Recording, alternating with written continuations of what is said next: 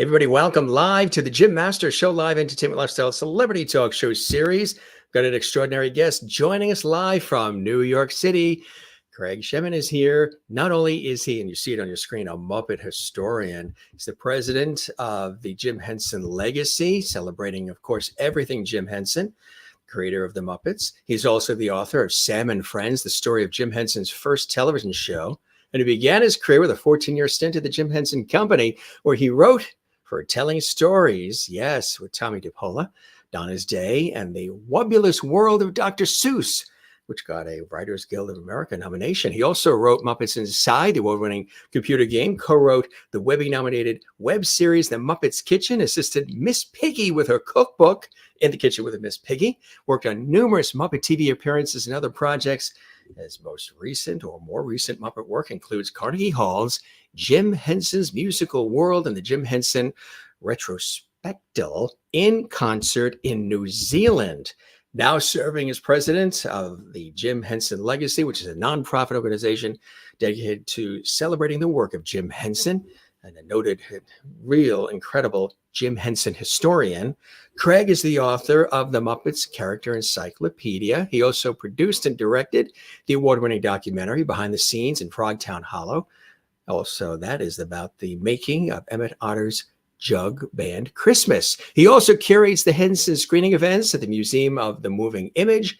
And in 2022, he produced Disney's D23 Expo's There's Magic in the Air, a special performance and panel marking the 30th anniversary of the Muppets Christmas Carol. Outside the world of Jim Henson, his television work includes the recent PBS Amazon series, Clifford the Big Red Dog, Nick Jr.'s Abby Hatcher. He created and wrote Disney's Lou and Lou Safety Patrol and wrote the Emmy-nominated Tasty Time with ZeFronk, also for Disney. He directed a series of streaming holiday specials featuring Spookly, the Square Pumpkin. His writing credits also include Nick Jr.'s Dora and Friends, Into the City, Ooby and Gullah Gullah Island, and also the Cartoon Network series Courage and the Cowardly Dog. He writes and directs the LOS Kids live concert series for New York City's Little Orchestra Society. His adaptation of Babes in Toyland played Lincoln Center for 3 holiday seasons, and his updated version of Humperdinck's Hansel and Gretel made its debut in 2014.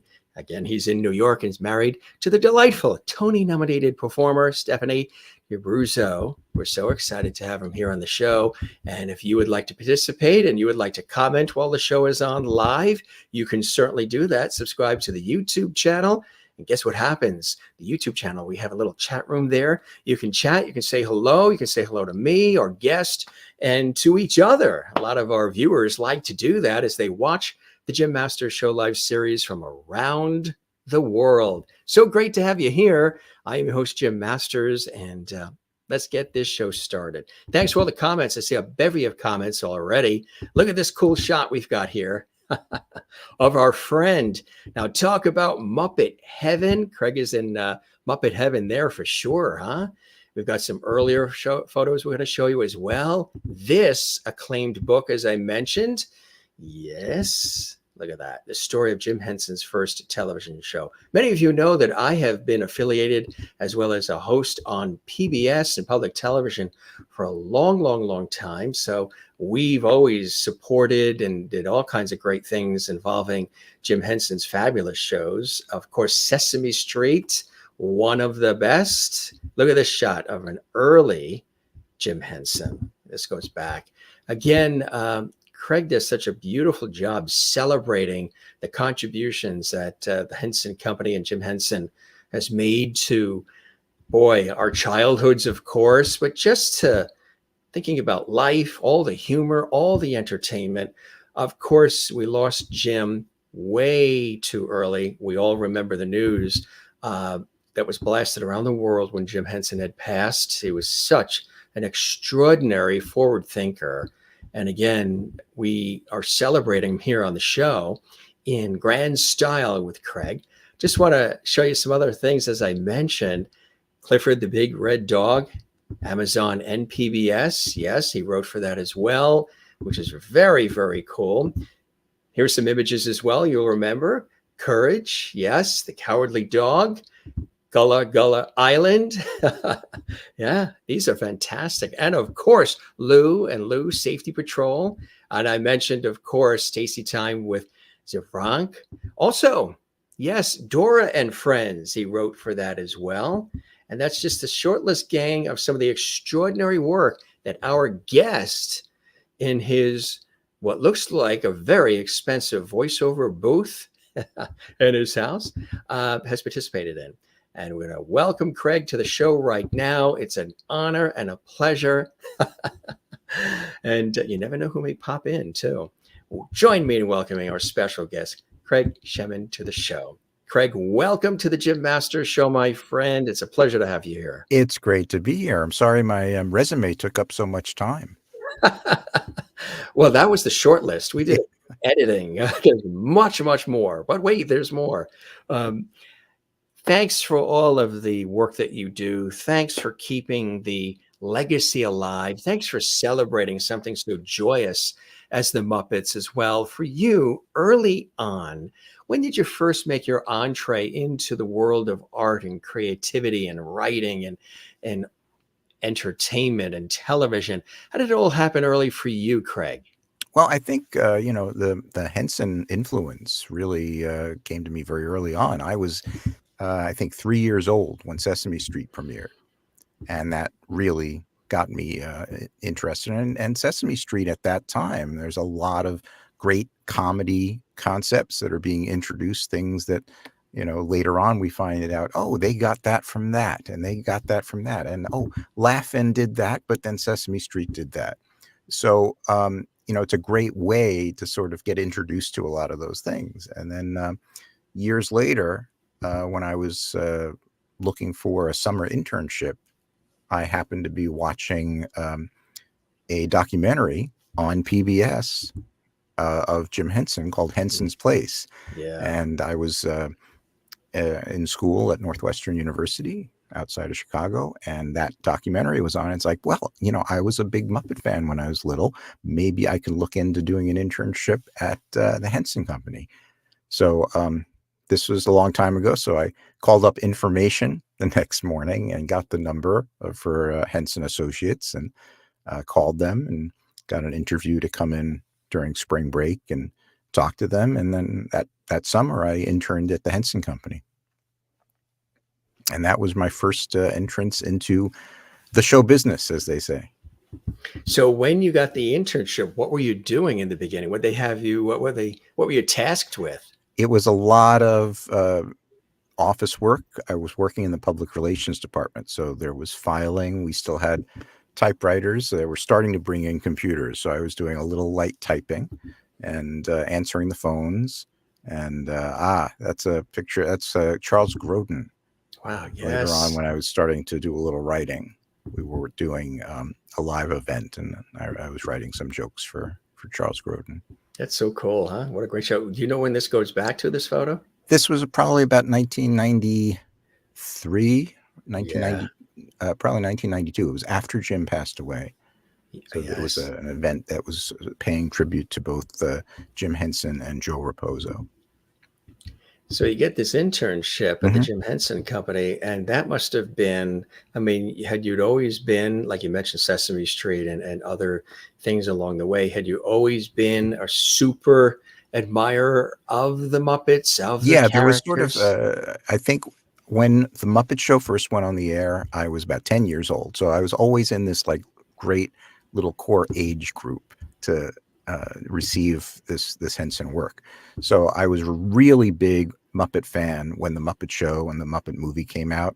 And then, I went into high school and sort of, wasn't that interested in it. And then it revived when I was trying to find something to do in college. I did the internship and, I typed, filed. I was very interested even then in Henson history. So I helped rewrite or revise the company chronology. They had started to put this information into a computer. It was in this journal book that Jim Henson kept. They call it the Red Book. And they wanted to turn it into sort of an official company chronology. So I worked on that a little bit with Jane Henson. And it was that during that internship, I got to meet Jim and play softball with him. I met him at the company softball game for the first time. What was that like, and what position did he play? What position did you play? Well, it was I was mostly in the outfield, and we just sort of rotated around. But Yeah. it was very memorable because he came and introduced himself. He knew everybody in the company. It was a very small company. We're talking about like 100 people at most. And he didn't recognize me, so he came up and introduced himself. And of course, I knew who he was. He didn't have to introduce himself, but he welcomed me. And I heard we had an intern. Right. And then he didn't have a glove, and I had brought my old Little League glove. So I loaned it to him, and we passed it back and forth. We were on opposite teams. And at the end of the day, at the end of the game, I had him autograph the glove. Wow. So I may have the only game-used Jim Henson autographed baseball glove. That is incredible. Can you imagine if you went to a Comic-Con or something? People would be mauling you for that. Well, the other thing is I also then had Frank Oz sign it. Did you really? Yes. I said, Mr. Oz, since you're a legend in baseball, I'd love to have you sign this. And he's a legend in baseball? And then he looked and he saw Jim's signature. He said, well, if he can sign it, I can sign it. That is so cool, huh? Wow. Growing up, what team did you root for? Oh, New York Yankees. I was born in the Bronx. You were born in the Bronx. We don't have a choice. You sort of are born with that. You will be kicked out of the Bronx if you do not root for them. That's so cool. We grew up on Long Island, so we went Mets because Dad, Brooklyn Dodgers. Of course. And when they backed out of New York and they went to L.A., the Mets were formed, and then there you go. And it's closest. Before my mom passed away, I would always ask her if she wanted me to take her to a game, and she's like, she wasn't really interested. It's like, I lost interest. If DiMaggio's not in the outfield, I'm not playing. I'm not going, because she used to go to the bleachers and root on DiMaggio. So you're working for the Jim Henson Company, which is, like working for CBS or just these legendary places, these places that are putting out so much content, so much creativity. What was the atmosphere like early on for you right out of the gate, or who you are at the company with Jim Henson and all? Well, it's, because the company has a very big brand. Kermit is world famous and the Muppets are well known, but the company itself was very much like a small mom and pop company. That's, about like a year after I started working there full time. I think that picture, that was... That was Kermit's warm welcome for you, huh? Did he start singing "It's Not Easy Being Green"? Well, the sad truth of that picture, that particular Kermit is a special Kermit called a photo puppet. So there's actually nobody inside that Kermit. That's just they have these photo puppets that can be posed for still photography shoots, and that was a still photography photo. You look very happy there. You look like... I look almost as lifelike as the I was going to say, photo puppet. Almost like a child. This is like being surrounded by, it's like working with Disney, which you've had opportunities to do that as well. We'll talk about some of that. It's almost like a kid in a candy store in a way. But like I said, it's a lot of work. It was a very mom and pop operation. You would see Jim and Jane Henson going around, and you could visit the workshop and see the characters, and it was very it was very, very warm environment. I remember when at the end of my internship, now this isn't like I was not a full-time person. At the end of my internship, they had a party for my departure, and they all a lot of the employees had gotten together, and they signed a copy of this book called The Muppets and Men. It was the making of the Muppet Show, and they passed it around the building and had people sign it for me. And so you don't really, I think that it's a little different now, because I think at that time I may have been the only intern at the company, so it was sort of a bigger deal that, and then later on there were a lot more interns, and sort of, they'd come and go. You wouldn't really have a gathering to say goodbye unless all the interns were leaving at the same time. Right, exactly. these days, I mean, I've worked at television and radio stations where I've actually seen, and things have changed a little bit, where the general manager, for whatever reason, maybe sales are down or whatever the case may be, you'll have these people who will just show up and you don't know who they are. So they're sent in from probably corporate management or whatever. And staff looks around, on air staff, everybody like, who are those people coming in? And they'll come in and they'll have cardboard boxes and they will say to that person, here's your box. You have 10 minutes, fill it. Do not touch the computers. Do not talk to anybody. 10 minutes and exit the premises. There's no cake. There's no. At Henson, it was a little different. They hand you a box and say, "Here, there are giveaways on the second floor. Go get some licensed product." You know? At least you walk out with some stocking stuffers. Well, this is that would happen regularly because the licensing department would have all the stuff to give away. So they would, they would send a message out through the building, come up to the second floor conference room at noon and get some stuff. And that's how I accumulated all the stuff that used to sit in this studio, which used to be a walk-in closet. So. It's amazing, right? Like I said, he just for our show, folks, he built the studio. Exactly. He moved all his sport coats and slacks and slippers out. And as soon as the show ends, he's been instructed he's got to put it back in there. Well, we were very fortunate. My wife, Stephanie, who you mentioned, she was seeing, this was, a year or two. There she is. A couple of years before COVID even, she was seeing that through her agency, they were having her do a lot more home tape auditions. Yes, right. So we decided to, do this recording booth, and it's all like homemade. We pasted on these foam tiles that we got on Amazon.com, and we just converted this. Expecting, oh, well, we'll, need it from time to time, but not knowing that when everything shut down, we would be doing a lot of recording and looping and podcasts and stuff from this. So it ended up being a very good sacrifice of all of our collectibles. Came in very, very handy. Absolutely. You're a little intuitive there to be ahead of the curve, to know that we're going to need all these sort of in-home systems and things of this nature. When you started working with the Jim Henson Company, do you remember some of the very first projects that you got a chance to work on, Craig? Yeah. Well, the first thing that I started to do while I was in the public relations department, I would do some of the character interviews for newspapers and magazines. So if a newspaper or magazine wanted to interview Miss Piggy, they'd send the questions in, and I'd write them up, and we'd send them to Frank Oz to give it a look at, and he'd make some changes, and we'd send it back. So that's sort of the first creative stuff that I started doing, and then I started writing some stories for our publishing department that got printed up in a little series of bedtime stories that they were doing through a publishing company. And the first time that I wrote for the characters that was performed, it was actually a Jim Henson Kermit video message that was being done for.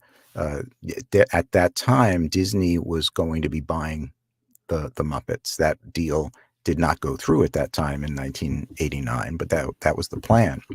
So they wanted to have the Muppets and Kermit specifically do a greeting for the Disney shareholders meeting that was being held at Disneyland.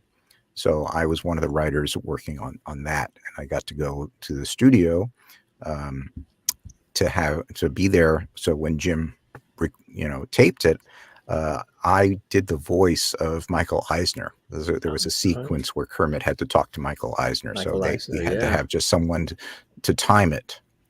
With Jim, so I would, I still have a tape of it, and you can hear my little, 22-year-old voice, or 23, but that was 10 really years exciting. ago. That was when I realized, hey, I would like to keep doing this. I'd like to keep writing for the characters. And then the first larger, I got to do Muppet meeting films, because there's sort of like, it's kind of like in baseball where you got the minor leagues and, you got to work your way up. So I did these Muppet meeting films, which were for corporate. And then I worked on a series of Muppet segments that we did for Good Morning America called Muppet Moments. And then I would, start doing a lot more of the morning shows when Miss Piggy was going to be interviewed on the Today Show, or Kermit was going on Good Morning America or something. So were you writing what they were saying, or what Well, was your... yeah, yes and no. You sort of, you come up with a premise for the bit, because when the Muppets go on a talk show, it's not just the Muppets go on a talk show. The audience expects a little more entertainment value than if, Tony Danza goes on a talk show. Not to say that Tony Danza isn't entertaining, he is, but you sort of want to do like a bit or a sketch of some sort. So you work with the people at the Today Show or Good Morning America or The View or wherever you're doing it, and you sort of figure out what the overall premise is, and prepare some questions, you prepare some answers, and then you work with the performers, and they'll have the sort of the final say of what they're going to do, literally. So, what Frank Oz, for example, we would do a segment on the Today Show. He'd look over my script, and then he'd take a little index card, and he'd write down the punchlines that he wanted to hit. So I would come to him with like a 5-page script, and he would get it down to one index card, because he didn't want to have to look over things. And he would just write down those punchlines. He'd tape it to his knee, or next to the monitor, wherever he could get to it. And he would try and hit those punchlines without having to do a word for word script. He wanted to sort of play with it. And some performers wanted to do it more word for word, some, not. So everybody's a little different. And you try and, where it becomes challenging is if you're dealing with props or special effects where you need to really work it out a little bit more. But I know Frank always likes to, play it a little looser.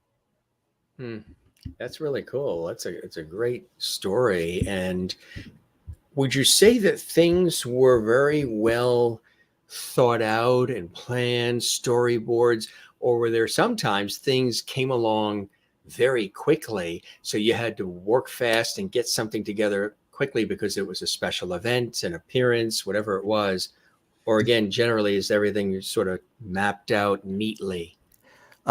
Well, yes and no. There are times when you map it out, but there are times where an idea just comes up that's too good to not try and do. I think we were doing, this was in the early days of The View with Barbara Walters. Yeah, right. Meredith and Vieira. Miss Piggy was going to do The View, and it happened to be on a day, and I don't think we knew this when it was first booked. It was on a day when Barbara Walters was not going to be there. And this was in the early days when she was on every show. She was there. Yeah. And so we have to make a thing about this, that Miss Piggy is miffed that Barbara Walters isn't on the show. So we sort of worked that into the material, that Miss Piggy was a little miffed. And we started thinking about what's the next logical thing that we could do to really tease Barbara about not being there. And we sort of talked it over with the View people and with Frank. And we said, well, what if we make it that Barbara isn't part of The View anymore? And so we actually, that morning, we shot segments with Miss Piggy to be edited into The View opening. And at that time, it was Barbara Walters saying, I've always wanted to have a show where women of all different, so we had Miss Piggy re-record that voiceover. We went out and took a couple of shots of Miss Piggy in a limousine and other things that they then edited into their show open. So without making any mention of it, they just opened their show and it had Miss Piggy doing the voiceover. And Miss Piggy, every time you'd see Barbara in that show opening, we put in a shot of Miss Piggy. And it was not planned out way in advance. We just did it on the fly. And it was, and Barbara Walters apparently got such a kick out of it. She was watching at home and called into the control room laughing and say how much she loved it. And, so that's an example of something where we didn't plan, but we just sort of, threw something together because we knew we had an opportunity that doesn't come along. That is so cool and so creative to, sort of put it together so quickly and to get the green light, or at least the love from Barbara on it, huh? Well, and one thing, there are a couple of things. Barbara had a long history with the Muppets because Yes. when the Muppets started doing the Today Show appearances in the early 1960s, she was the news writer and producer that was assigned to coordinate their spot. So she had known Jim and Frank for years and years. And I think that because the other thing that's very special about doing these talk show appearances and these morning show appearances is that the crew of these shows, they're just wonderful people who love the Muppets. And a lot of them have worked with the Muppets on, we would see people at ABC that Frank Oz had worked with on the Jimmy Dean show in the 60s, or people that had worked on Sesame Street. So they sort of would go the extra mile. I think if a human being came in and said, I want to re-record the opening of The View and I want to reshoot it and re-edit it with a half hour before airtime, they wouldn't necessarily do it, but they do it for the Muppets. I saw that quite a lot. Well, even with the Muppet Show itself, there were so many well-known celebrities that would be on it, singing with them and performing with them, and that was because we think of the Muppets so much with Sesame Street for the kids, but the whole Muppet Show was a whole other entity, right? Oh, absolutely, yeah. In the beginning, it was hard to get guests because some people don't know this, but the Muppet Show was actually shot in England. Because that's where Lou Grade, who financed the show, he had a studio in outside of London, and it was hard to convince people to go on an unknown show that they had to fly to England to shoot.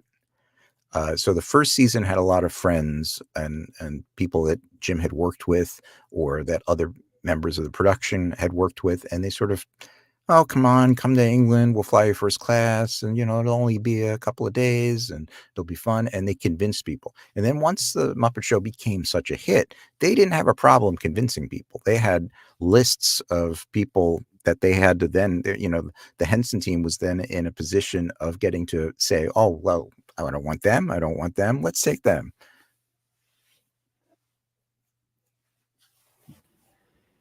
So it was done in England, like you said. So did a lot of people have to fly back and forth a lot? Was there a lot of that going back and forth? Did you go back and forth a lot? That was before my time.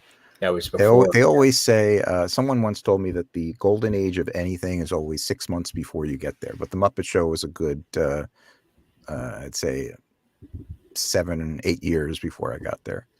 How did the Muppet Show, what was the germ of the idea to create the Muppet Show itself? Well, Jim was he had loved doing these variety show pieces. And even going back to Sam and Friends, he loved doing these musical production numbers.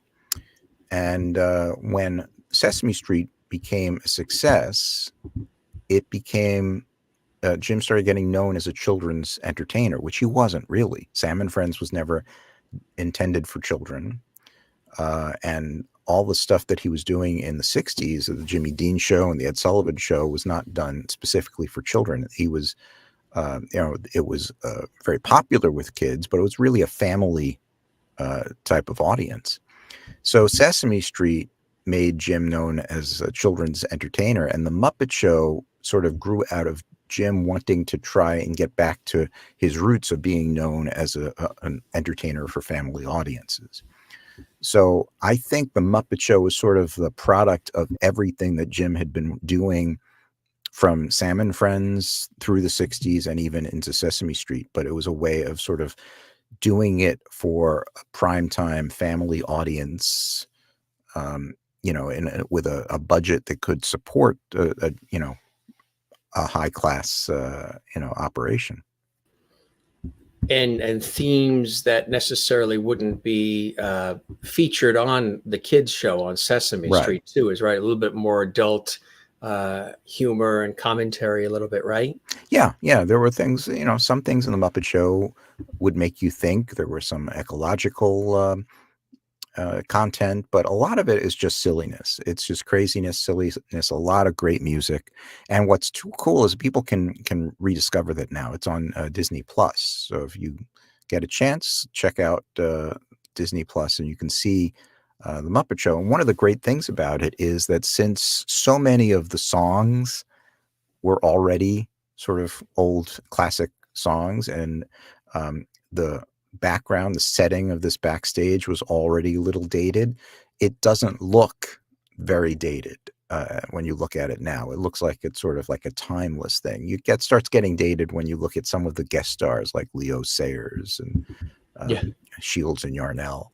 Shields and We're Yarnell. all wonderful people, but Yeah. that's when you start realizing this was done in the 70s and early 80s. Yeah. Again, it's iconic television on so many different levels. And then look at all the things that grew out of it too, the Muppet movies and so much more, which just became such an incredible franchise on so many different levels, right? Oh, yeah, yeah. And, at that time, Jim was just happy to have an opportunity to do a show for grown-ups, but he was always thinking about the next thing. And that's why while he was working on the Muppet Show and doing the Muppet movies, it was also looking at Dark Crystal and doing things for, a little more of a fantasy world. So as you went along and you're working with the Jim Henson Company, were you doing other things in addition to working with them, or was everything focused on everything Henson? At the beginning, I was on staff for the 14 years that I worked on staff there. So I was working mostly for Henson and Muppet stuff, but then they let me do freelance work because it let me get training to do things without them paying for it. So that's when I started doing some of the outside projects for Nickelodeon, like Gullah Gullah Island and Toby Terrier, which I did for the Croft productions. And I was still at Henson when I did Courage the Cowardly Dog. So it gave me experience script writing that Henson benefited from, but didn't have to pay for. So I came back to the office with this experience. So then they started giving me more scripts to do at Henson. Isn't that cool to be involved in these as well? Because, Nick and Disney and the others, Nickelodeon, Nick Jr., iconic companies and entertainment as well. Yeah, absolutely. Yeah. You also worked on Dora, huh?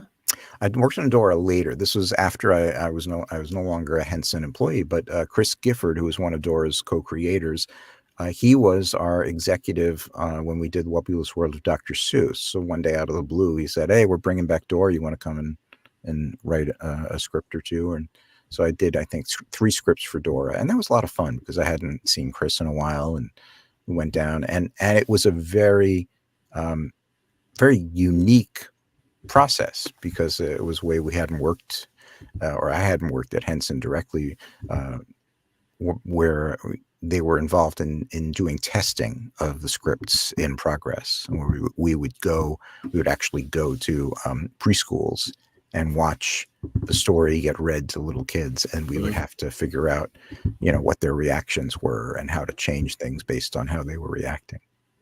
You wrote also for telling stories too, huh? Yes, that was a Henson project that was really wonderful.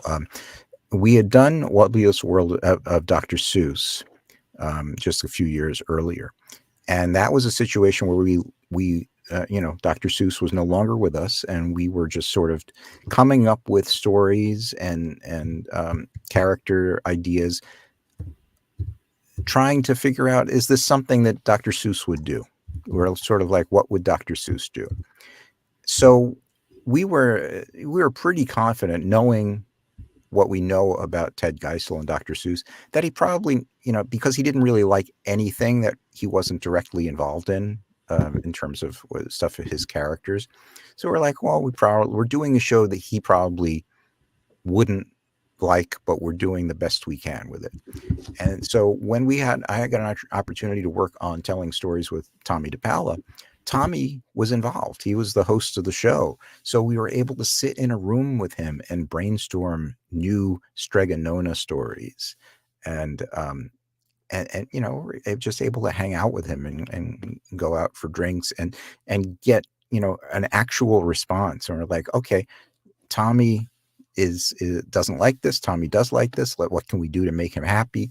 So it was just really, it was like just a 180-degree switch from not being able to be involved with the writer of your source material to being involved with him on a daily basis. And that was just a blast. Tommy was just a wonderful, wonderful guy. Person. And working on the Williest World of Dr. Seuss, what was that like?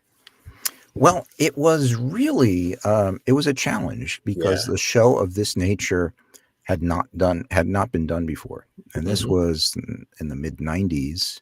So the technology that we have now wasn't around yet. The idea behind the original first season of the show is that we would do new stories based on a lot of these classic Seuss characters, and the puppets were physical, actual puppets, and then we shot against a blue screen, but in real time there was a computer generated background that the puppeteers could see. It would then get later on, it would get fixed up and polished. But, you know, if we had a scene taking place in a room, the puppeteers, even though we were shooting against blue screen, when they looked in their monitor, they could see the room and they could go out of a door and come back, you know, through the door.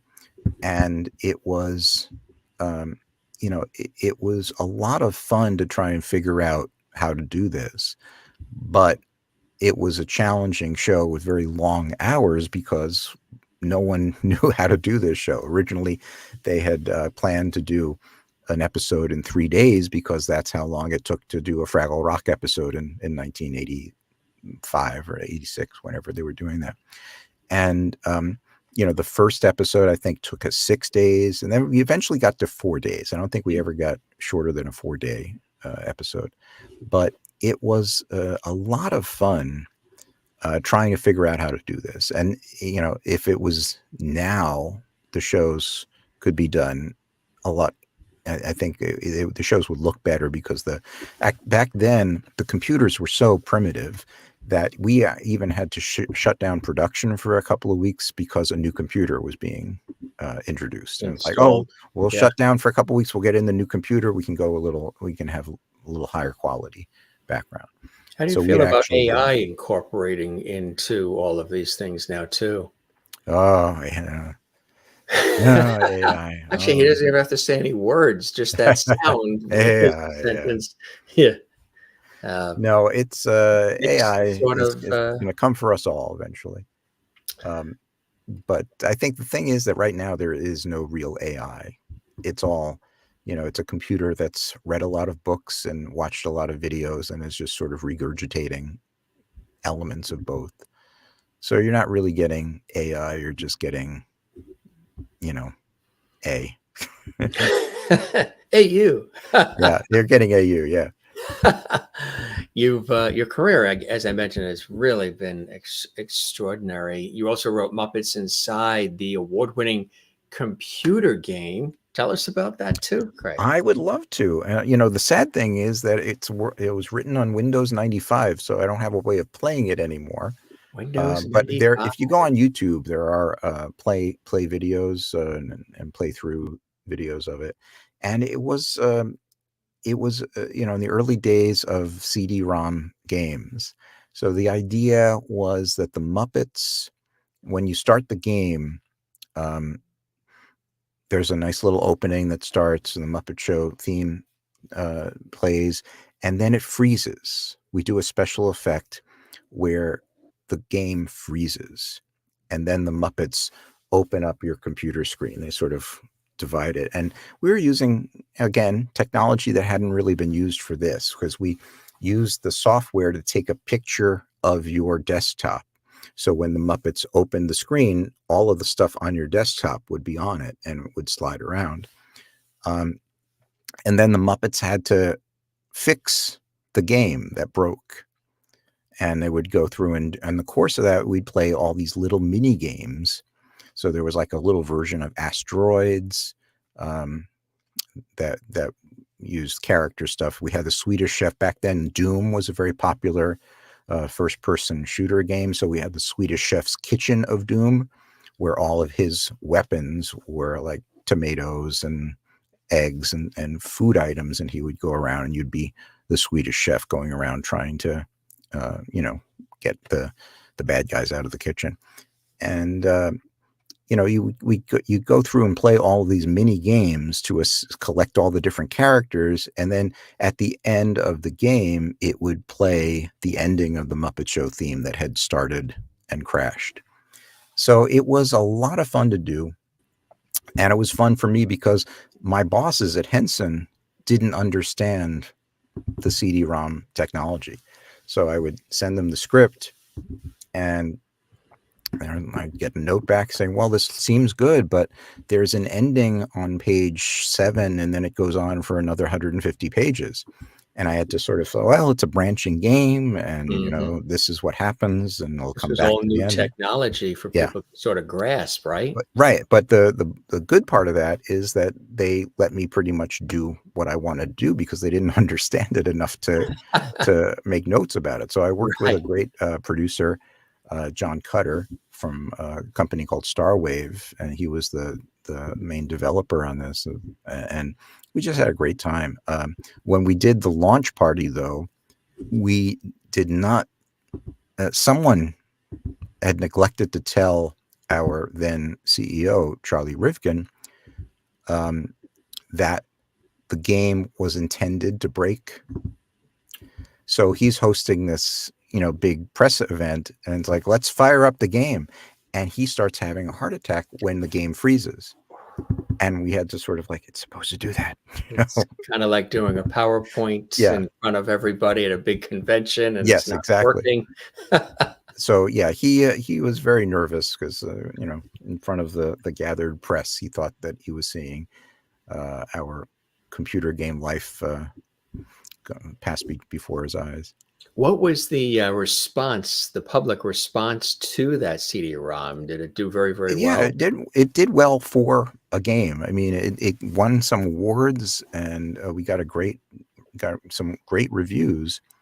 But it's always tough because we were doing it for a operating system that was just being introduced. It would only play on Windows 95. It sounds funny to say this now, but we were all nervous about it because we're like, well, we're doing a game and it'll only play on Windows 95, and the Starwave, the software companies, will probably, no, don't worry, because they're going to sell a lot of new computers, and this will be one of the reasons that people will want to upgrade their computers. And it ended up, a lot of people got Windows 95 and a lot of people got the game.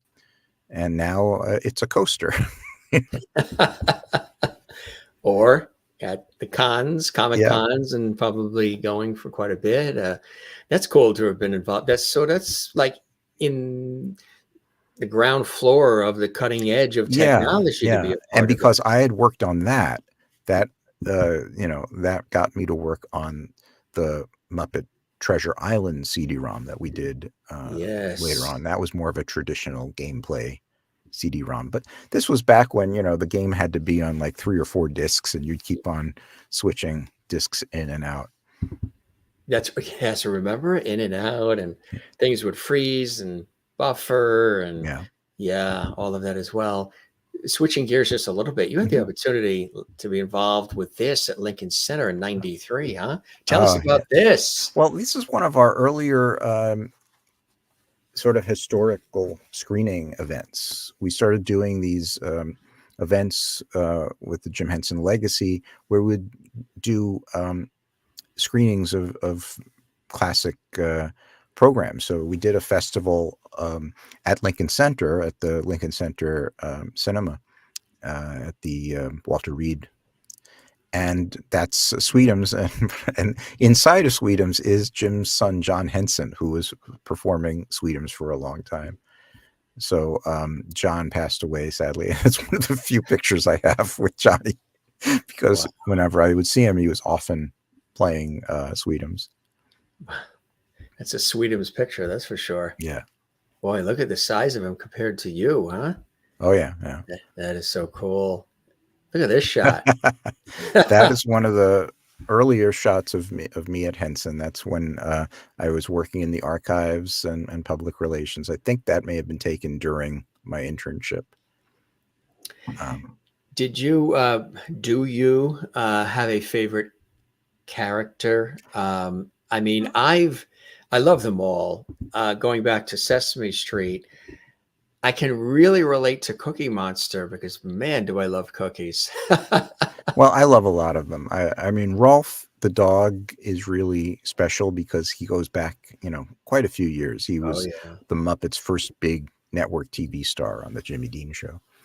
And so I love Rolf, and I also love Fozzie. And, from a point of view of writing for the characters, Miss Piggy is really my favorite to write for, because she gets the great lines too, doesn't she? Oh yeah, the witty lines and the and when I first started doing interviews for magazines and newspapers with Miss Piggy, that's when I started really figuring out how her mind works. Sometimes, I remember we did a magazine interview for the Chicago Tribune Sunday magazine. And they had this feature where it was sort of a questionnaire that they would send out a questionnaire of like 60 questions, and then they would print 15 questions in the newspaper.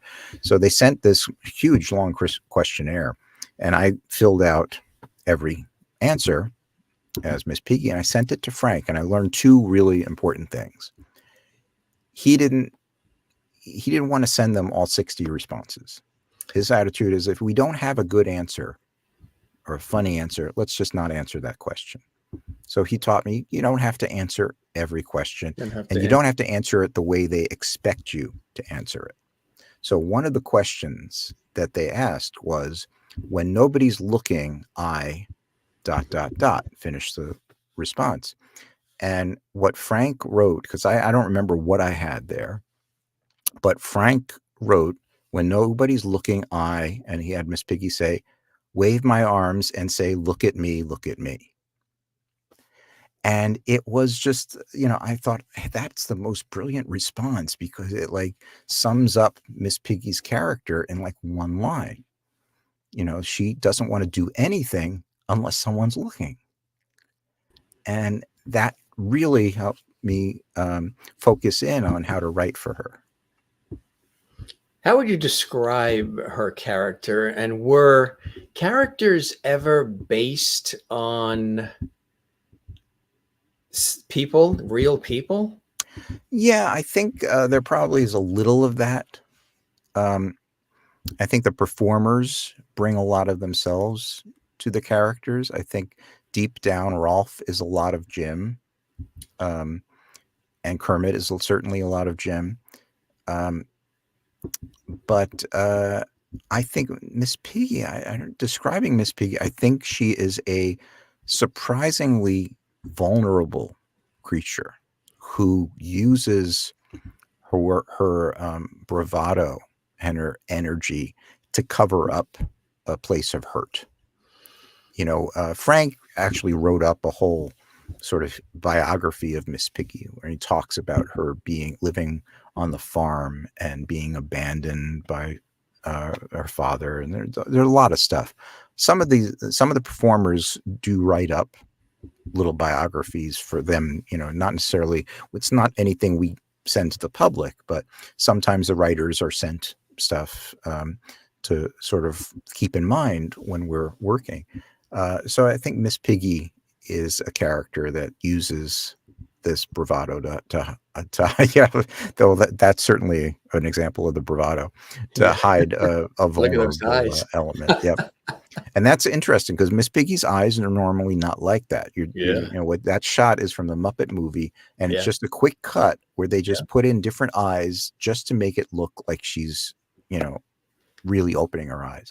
Yeah. And the illusion is amazing because there are people who today will still say, "Oh, I love it when Miss Piggy bats her eyelashes or opens her eyes." And she doesn't do that. She can't do that.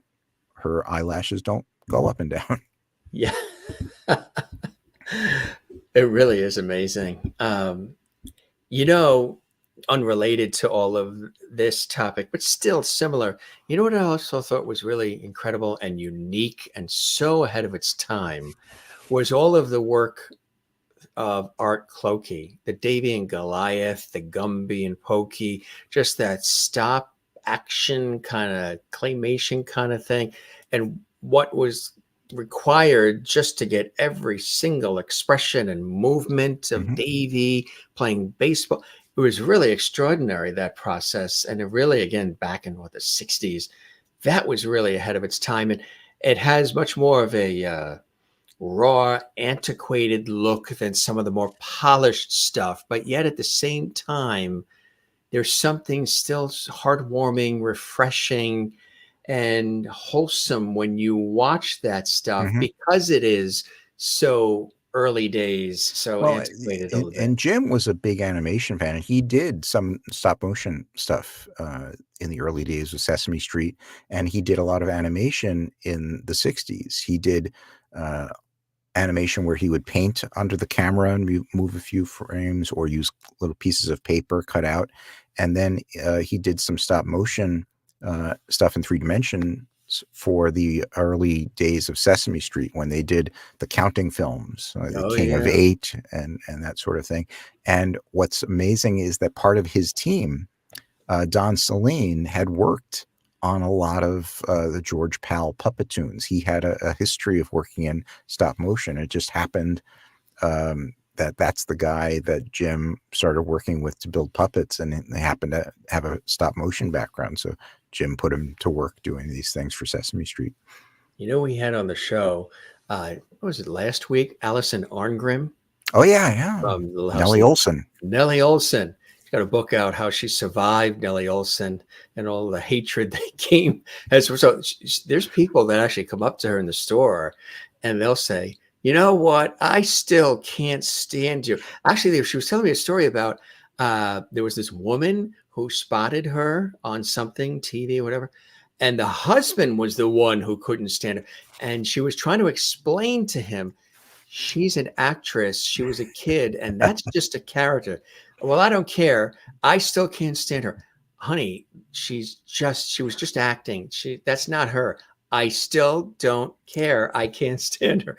And she was telling me that story, but her mother, an extraordinary, legendary voiceover Mhm. actress who voiced Casper, Davy of Davy and Goliath, Gumby.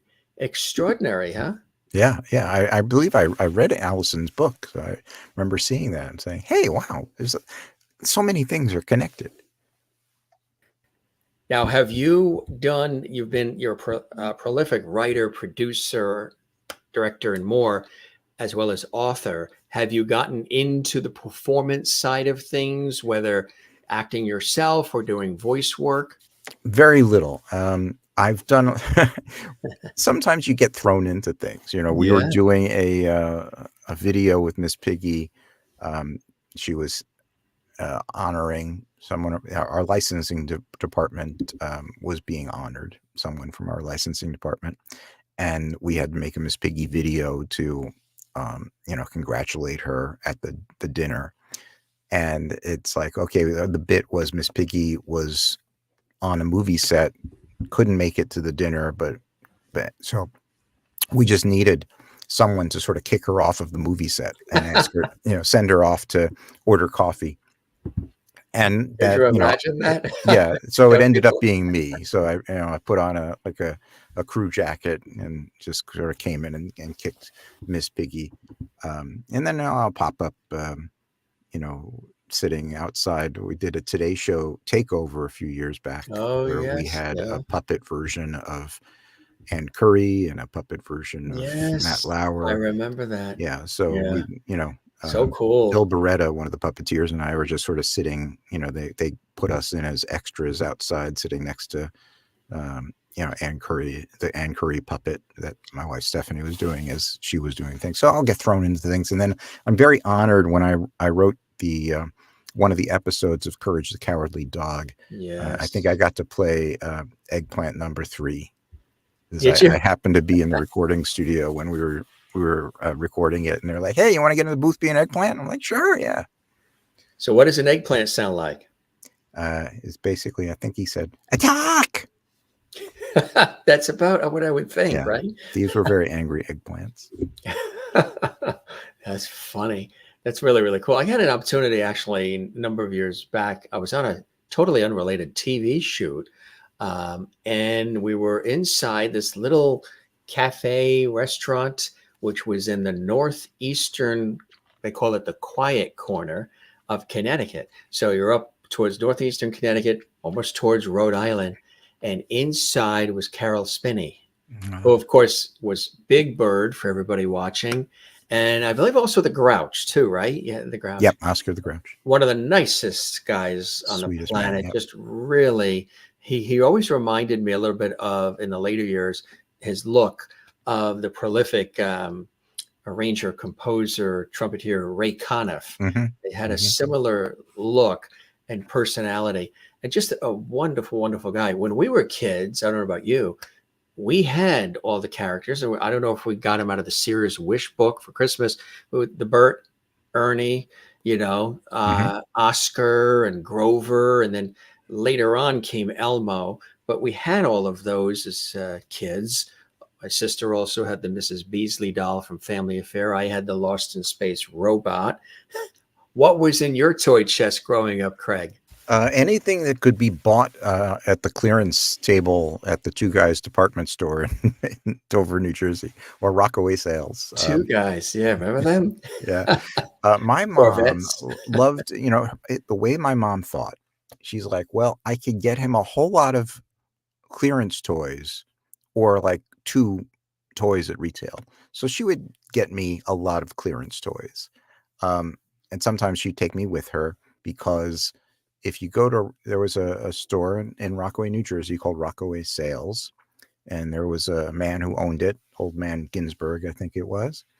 And, you could sort of talk Old Man Ginsberg into like, you bring him something from the sale table that says $2 on it, and you can bring it up to him and say, oh, I really want this, but all I have is $1. You only have And he'd be like, it's okay, kid. a He'd kid.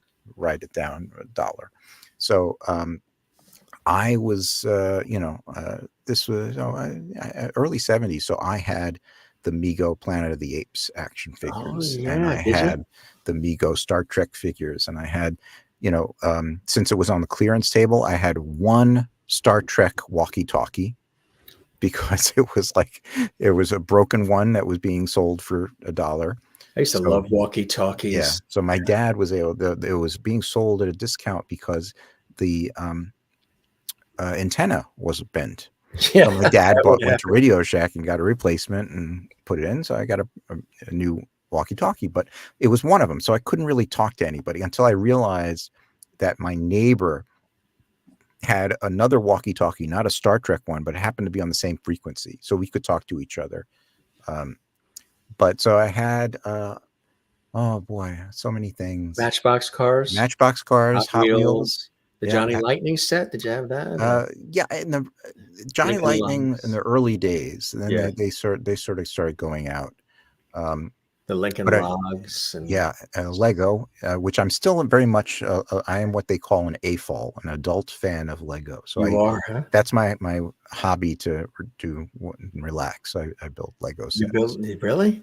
Sometimes I build Lego of television sets, like game show sets. That's Oh, really? one of the specialties. Oh, that's fantastic. Yeah. I love that. We just did a special tribute to Bob Barker, actually. Yes. Passing when he had his agent was on, his PR guy, and Wink Martindale joined us, and Randy West, who was one of the announcers, and Oh boy, we had a bunch of people on, and other, game show historians, and then we had Rich Fields on too, who was Yeah, also yeah. long time. Do you love the game shows as well? I love the game shows. Me Yeah. too. Yeah. I've listened to Rich Field's podcast, and when I'm going to be rebuilding and finishing my game show sets, because the Strong Museum of Play asked me to donate them How because they're going cool to is have a that? game show So then archive. Adam, the deaf. Yeah. I know his work. We Yeah. have the same publishing company, Yeah. so I've read some of his books. He was a guest too, and we were talking. I love I love television. That's what I do, but I love all of that as well. And I think that all comes from when I was little, yeah, and staying home when I was sick. That was sort of the great early 70s era of game shows, when you had what was then the new Price is Right, and the Joke Price Was is Right. Wild, and Tic Tac Yeah. Toe, and I loved a show that was on for a very short time called Money Maze, Oh yeah. where people would run around and Yes. Remember the treasure hunt with Jeff? oh yeah, Edwards? with Jeff Yeah. Edwards. Yeah, That was that another was one. the most sadistic game show of the early That was 70s. everybody says that, and and my mother loved it, and it was Oh, I on loved it Friday too. nights at 7:30 on Channel 2 in New York, WCBS Yep. TV. She loved it. I think she said she thought Jeff Edwards was cute. So probably one of the reasons why, same reason why she probably watched Chad Everett on Medical Center and other shows and things of that nature. But I just remember the show. I thought it was the set was cool with all yeah, of the yeah. boxes and just the concept. What do you think it is? You're the second person that said that, and somebody said it a week ago. What is it about that particular series that makes it sort of Well, I sadistic? think it's just Just it's the way I love the show, and it's yeah, great fun to watch. But when you look at it through the filter of time, what you had to they're sort do. of Yeah, manipulating and taunting the innocent contestants a bit more than would be accepted nowadays, where they're yeah. sort of take them through the ringer and, oh, you win this, but no, you didn't win this. No, we're going to Remember? add this. Yes, And then, right. oh, nope, sorry, you don't win this. And, they would always have that taunting, losing music. Boom, boom, bap, dip, dip, dip, That's right. That's right. Remember that? Yeah. So Yeah. it's great fun, and most of the time, I think most of the time the contestants do walk away with something. Yeah. But I think what's interesting to look at is that they never had male contestants on Treasure Hunt. Right. And Price is Because Right in the early years. yeah, I think in the case of Treasure Hunt, if they had male contestants, Jeff Edwards would probably get knocked out several times, because you would not be able to do that to a guy in the early 70s, and they would not let you get away with being taunted and teased like that, and having to act out this little skit in order to yeah. get the prize. Right. One of the things I loved about Treasure Hunt was the bonded security agent, Emile Loturi.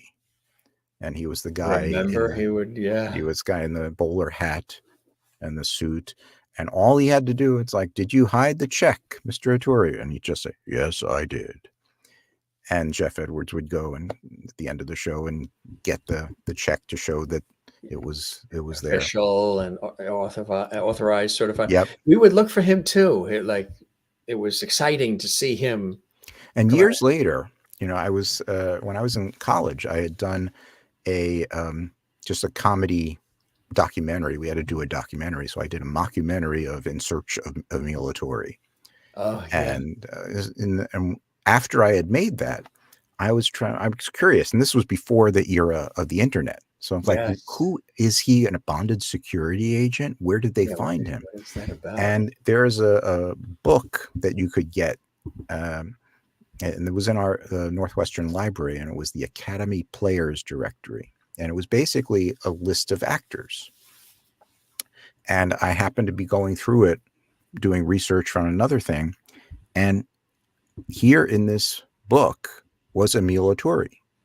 So basically what they did is they got this character actor guy, and then they had him bonded.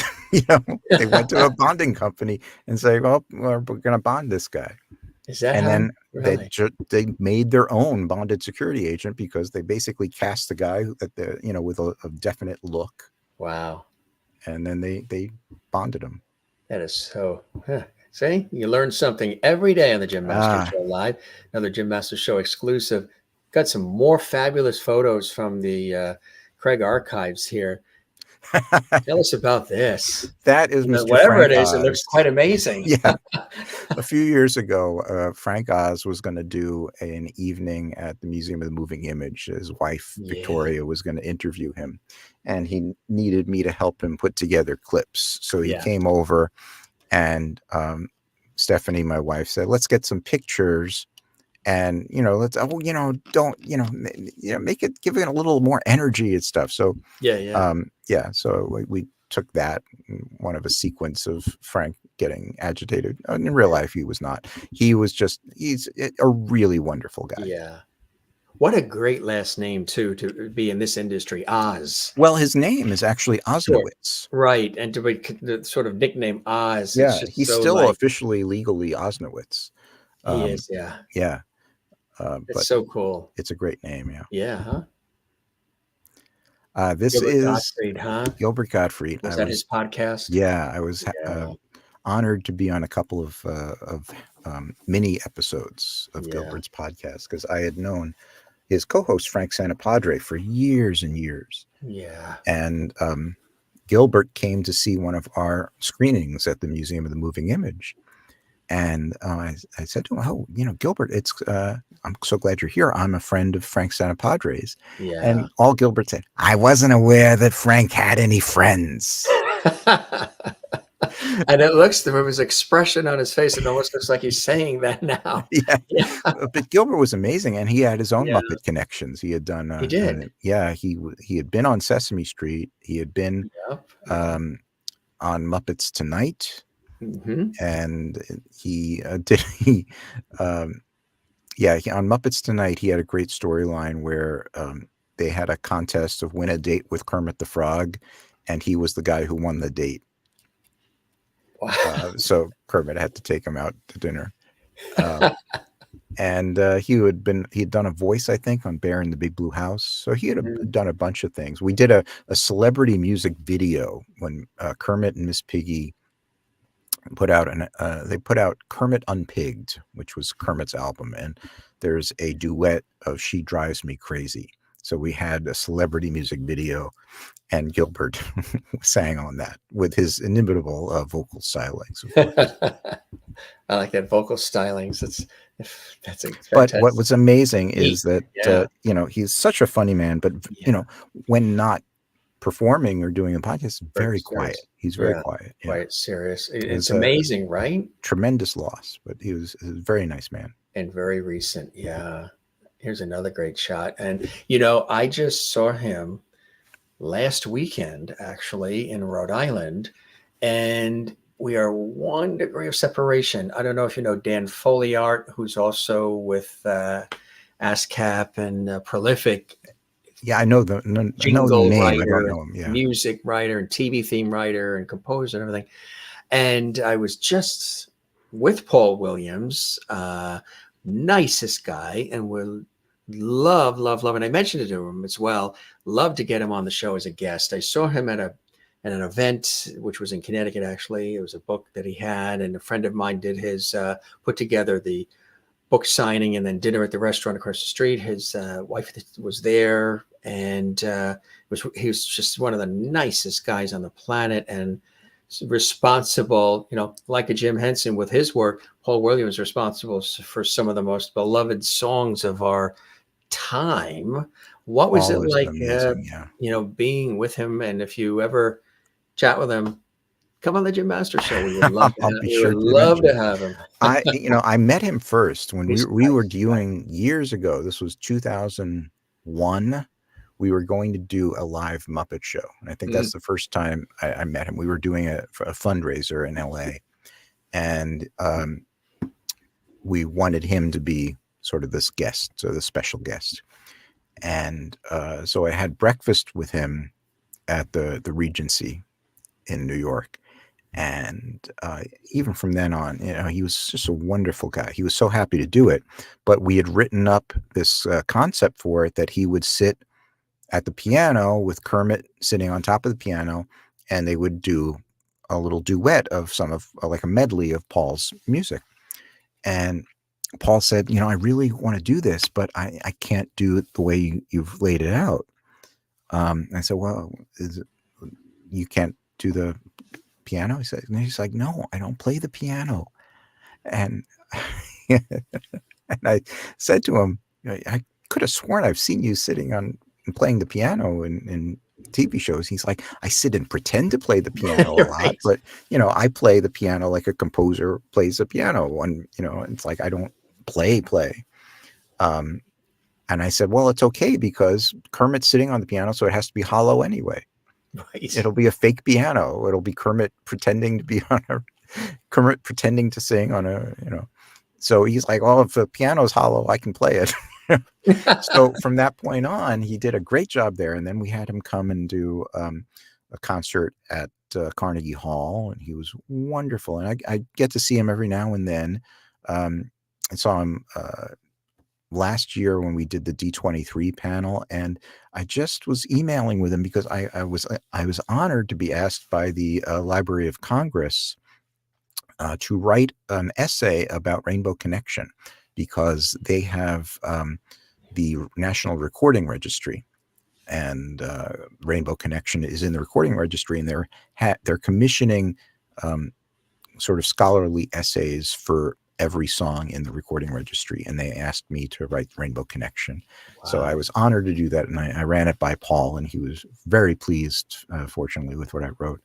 And Paul always, it's like I asked him to do an Emmett Otter documentary, and he sat in an interview for that, and he just has been he's so proud of his connections with Jim Henson. And this is a guy who's done so much, and he's won Oscars, and he's won, he's all of these great records that he's created. He's even been in a Planet of the Apes movie. Yeah. He's been on an episode of The Odd Couple. Right. He's one of been my an actor favorite as well. shows. And, but I think the stuff he did for Henson is some of his really most favorite work, and he's so proud of it. He never misses an opportunity to celebrate it, and that's why we love him so much. One of my colleagues, you and I were chatting off air before we went live. One of my colleagues that I've worked with in New York for about 20 years now, we worked together with a television news magazine series and daily radio series. And it's Doug Llewellyn, who is the original and noted host of the People's Court. And I was mentioning it to you. And before we talk about the Henson connection, I asked Doug, because what happened, he was the original host with Judge Wapner, of course, and then they did some revamping.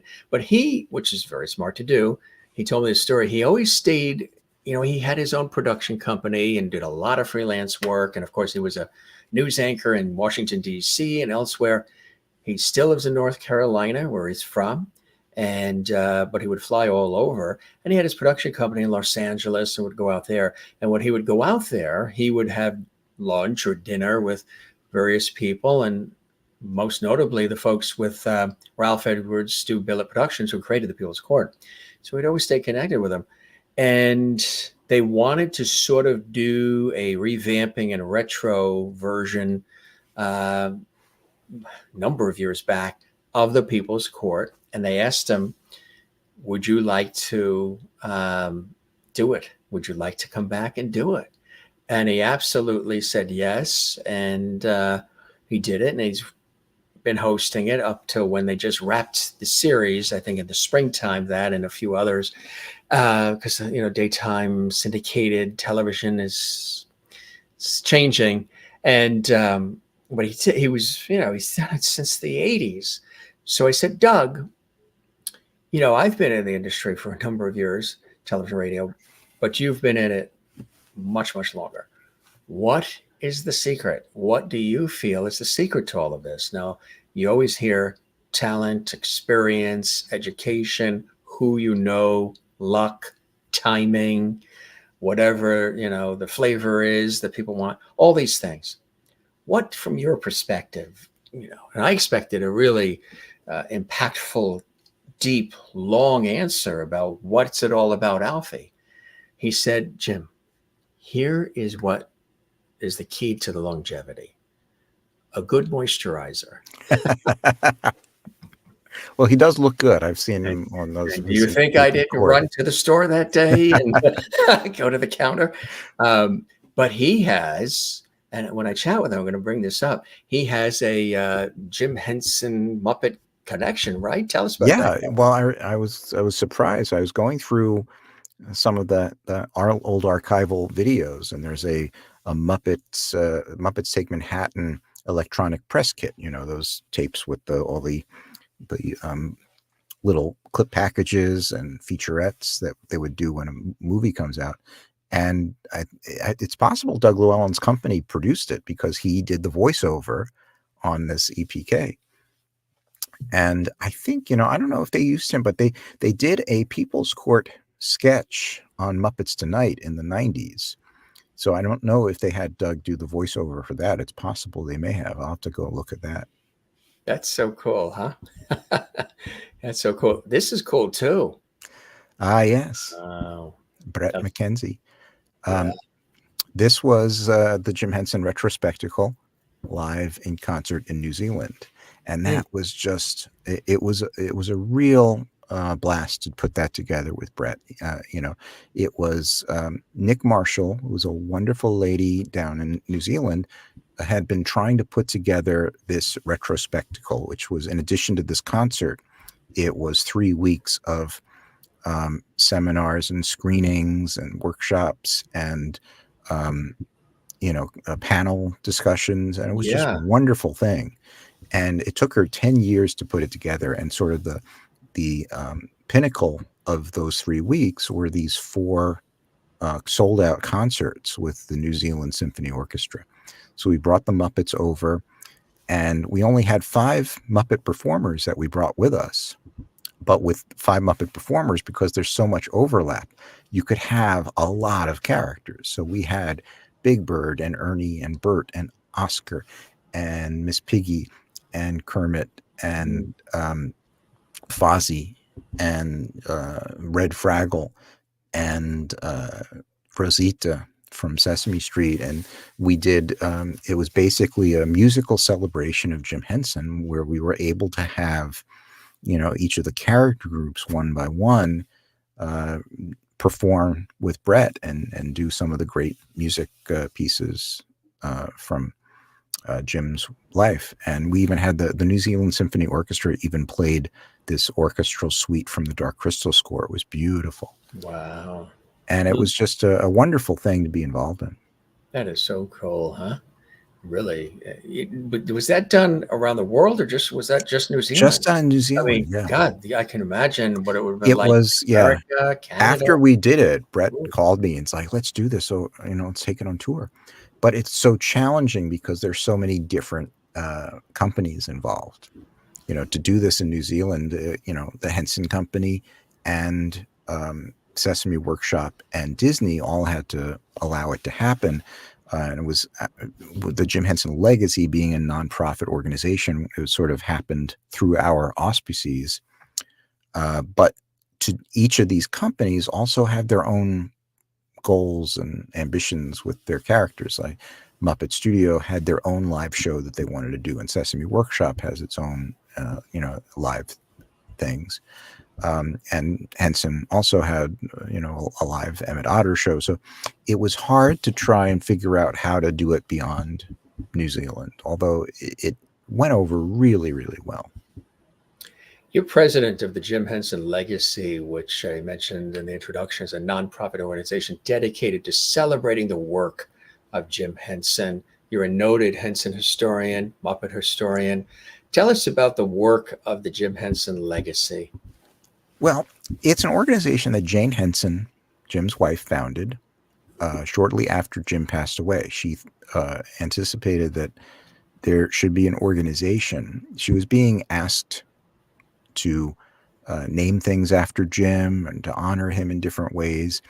and she thought it would be appropriate for an organization to receive these requests and to evaluate them.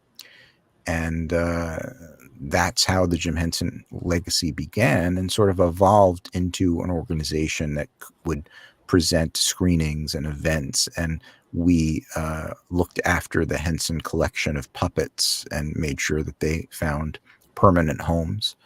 And I joined the board, I think it was right when I was leaving the Henson Company as an employee. Jane asked me to join the board of trustees.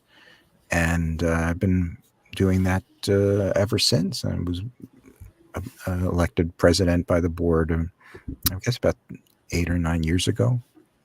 And now, since we still are involved in projects, but since we found permanent homes for a lot of the collection with the Museum of the Moving Image in New York and the Center for Puppetry Arts in Atlanta and the Smithsonian Museum of American History in Washington, D.C., we support those organizations as they do the work. And I work with on behalf of the Legacy, I work with the Museum of the Moving Image to program screenings, and we basically just try and keep Jim's name alive. Each of these companies that own various parts of Jim's legacy, they have different connections to Jim's name. So the Jim Henson Company proudly uses Jim's name. It's run by Jim's family. But the Muppets that are owned by Disney, they don't really use Jim's name. They can't use it under most circumstances. So it's no longer Jim Henson's Muppets at Disney. I think Sesame Street can call it Jim Henson Sesame Street Muppets, or sometimes they just call them Sesame Street Muppets. I'm not sure of the legality, but basically the Jim Henson Legacy exists to remind audiences that all of this stuff originated under Jim Henson's creative vision. So now this might surprise people, what you just shared with us. Some people might not realize that the Muppets and Disney are part of one. When did the Muppets get absorbed by Disney from Henson? Well, there was the initial effort that Jim was planning to sell his company to Disney, and that when Jim died, shortly after that, that deal fell through. And then it was revisited, I think around the year 2000 or so. I think it was about 2000, because I think it was after I left. So it must have been around 2002 or so, 2003. That's when that arrangement was revisited. And Disney purchased what we refer to as the classic Muppet character group, which is Kermit, Miss Piggy, Fozzie, Gonzo, the Muppet Show group of characters. And they also purchased Bear in the Big Blue House property, which Henson had created and ran on Disney Channel. So it was a popular property for them, and they wanted to own it. So that happened, and since then, Disney has owned and run the characters. But it's you'll have overlap because of the same puppeteers who do those. A lot of them will work on Sesame Street and Henson Children's properties Television as well. Workshop. Yep. They call it Sesame Workshop these days. Now it's Sesame Workshop. That's right. Exactly. Dun, dun, dun, dun, dun, dun, dun. Just hear the Sesame Street theme.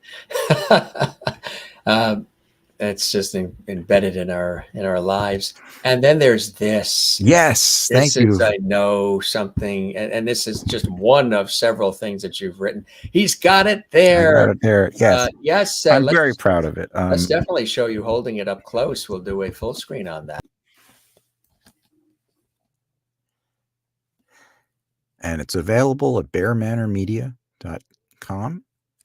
Tell us about it, and maybe there's some photos, things in it. Yeah, it's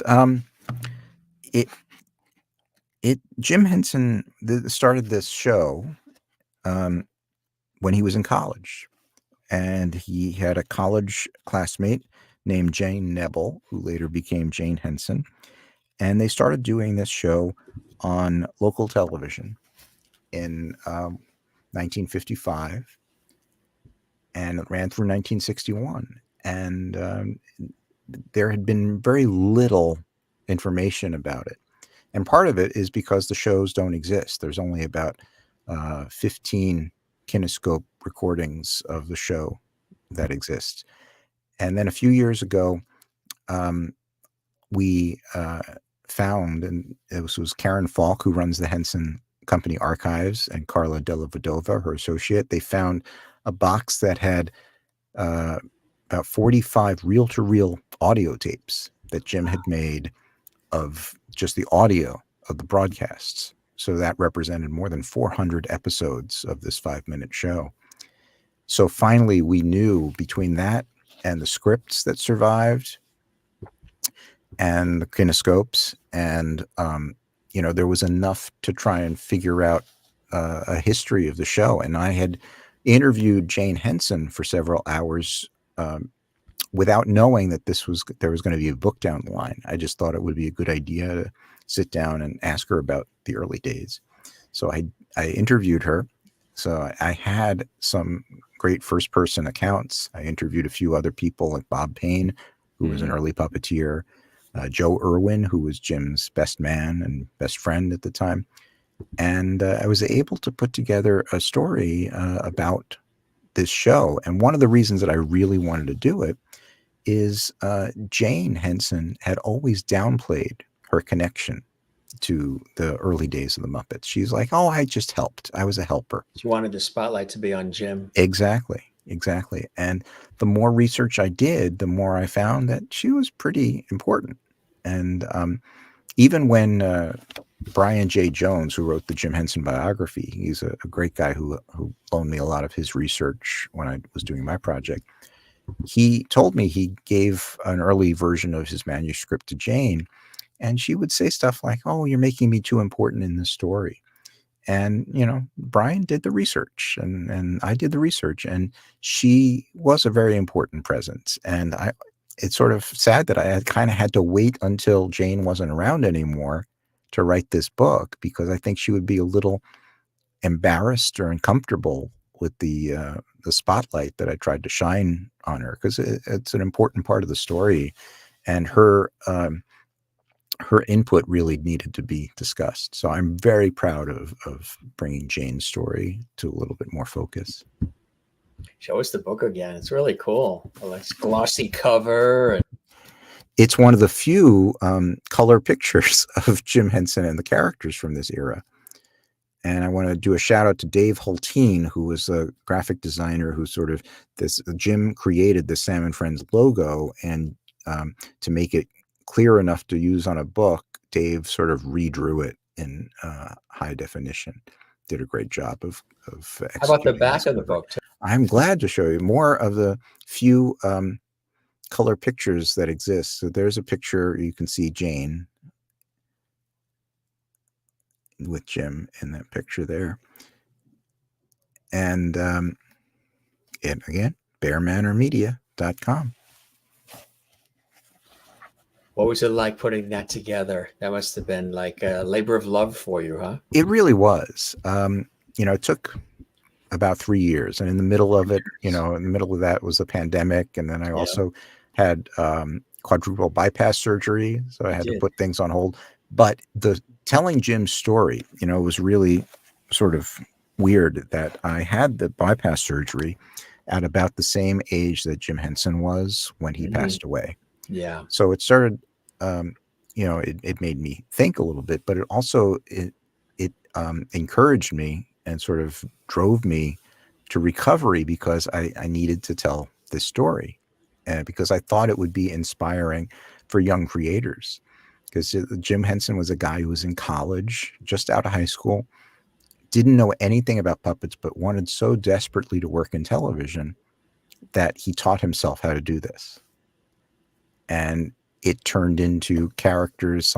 Kermit's still with us all these years later. Yeah. And he developed techniques that are still being used all of these years later.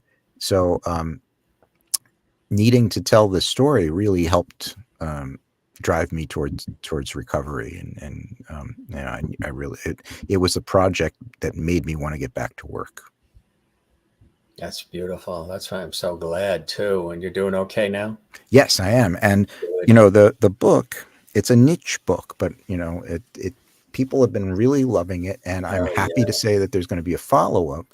Oh, there I'm is. working on it now, and it's called the Sam and Friends script book. Oh, cool. Because we found in the whole process, we found a bunch of Jim Henson's original scripts, and the Henson Company has been gracious, and the Henson family, I should say, have been gracious to Yeah. allow me to compile. I think we're going to use about 62 of these scripts in a book with my annotations and edits, and Yeah. it's great to be able to sort of see how Yeah. these stories and the scripts sort of evolve into what we know now as the Muppets. So I'm working on that now. Hopefully it'll be out next year. Oh, keep us posted. We'll definitely have you back. Oh, But that'd be great. why do you think, some of these things we talk about, we celebrate, are almost part of an institution? They're part of Americana, if not international. They're in our psyche. They make us feel good. A lot of these things, we've had members of the Dick Van Dyke Show and I Love Lucy and all these great epic productions come through here. And these are just iconic productions, characters, music, all of this. What is it you think about the Muppets when they're on Sesame Street, the Muppets separately with the movies, the Muppet Show, everything um, that resonated, that clicked with Americana and beyond, and still does? I mean, there are people who, of course, are super fans. They can't get enough. They want, everything they can get that is Muppet related. What is it about them that you think just really connects with people and has for decades now? That's a great question. I think the beyond the fact that they're just fun and funny um, to watch, I think people identify with the characters. They see a little bit of themselves in each character, and they identify. They see a little piece of themselves that may be Miss Piggy or Kermit. And the way I always talk about writing for the characters, I always tell people that if you add up all of the Muppet characterizations, it adds up to one normal person. And that's sort of the way that I look at people watching the characters. There is a lot of humanity in the Muppets. And I think it's a reflection of who we are, but in a sillier, funnier way, because the characters can go out and do things and say things that real people can't say. And I think that people watching are kind of secretly envious of that. I remember um, Yes. we did So true. a Martha Stewart show with Miss Mhm. Piggy, Yeah. and it was able to have Miss Piggy say all of these things that That, everybody would love to say to Martha Stewart. right. Martha Stewart is revealing these beautiful crystal glasses, and Piggy Yeah. says, "Oh, I have glasses just like that. Only you rub the cartoon characters off of yours." And we did, and You worked on the cookbook for Miss Piggy. yeah, and that a lot of it came out of that, where Martha Stewart was doing this thing where she had multiple uh, cookie cutters, and she Yeah. rolled out the dough, and she cut a cookie, and then took another cookie cutter and cut out another cookie inside of that, and inside of that. And so Miss Piggy would just say, "Oh, how obsessive." And these are things that a human guest star with Martha Stewart would be uncomfortable saying, but Miss Piggy could get away with it.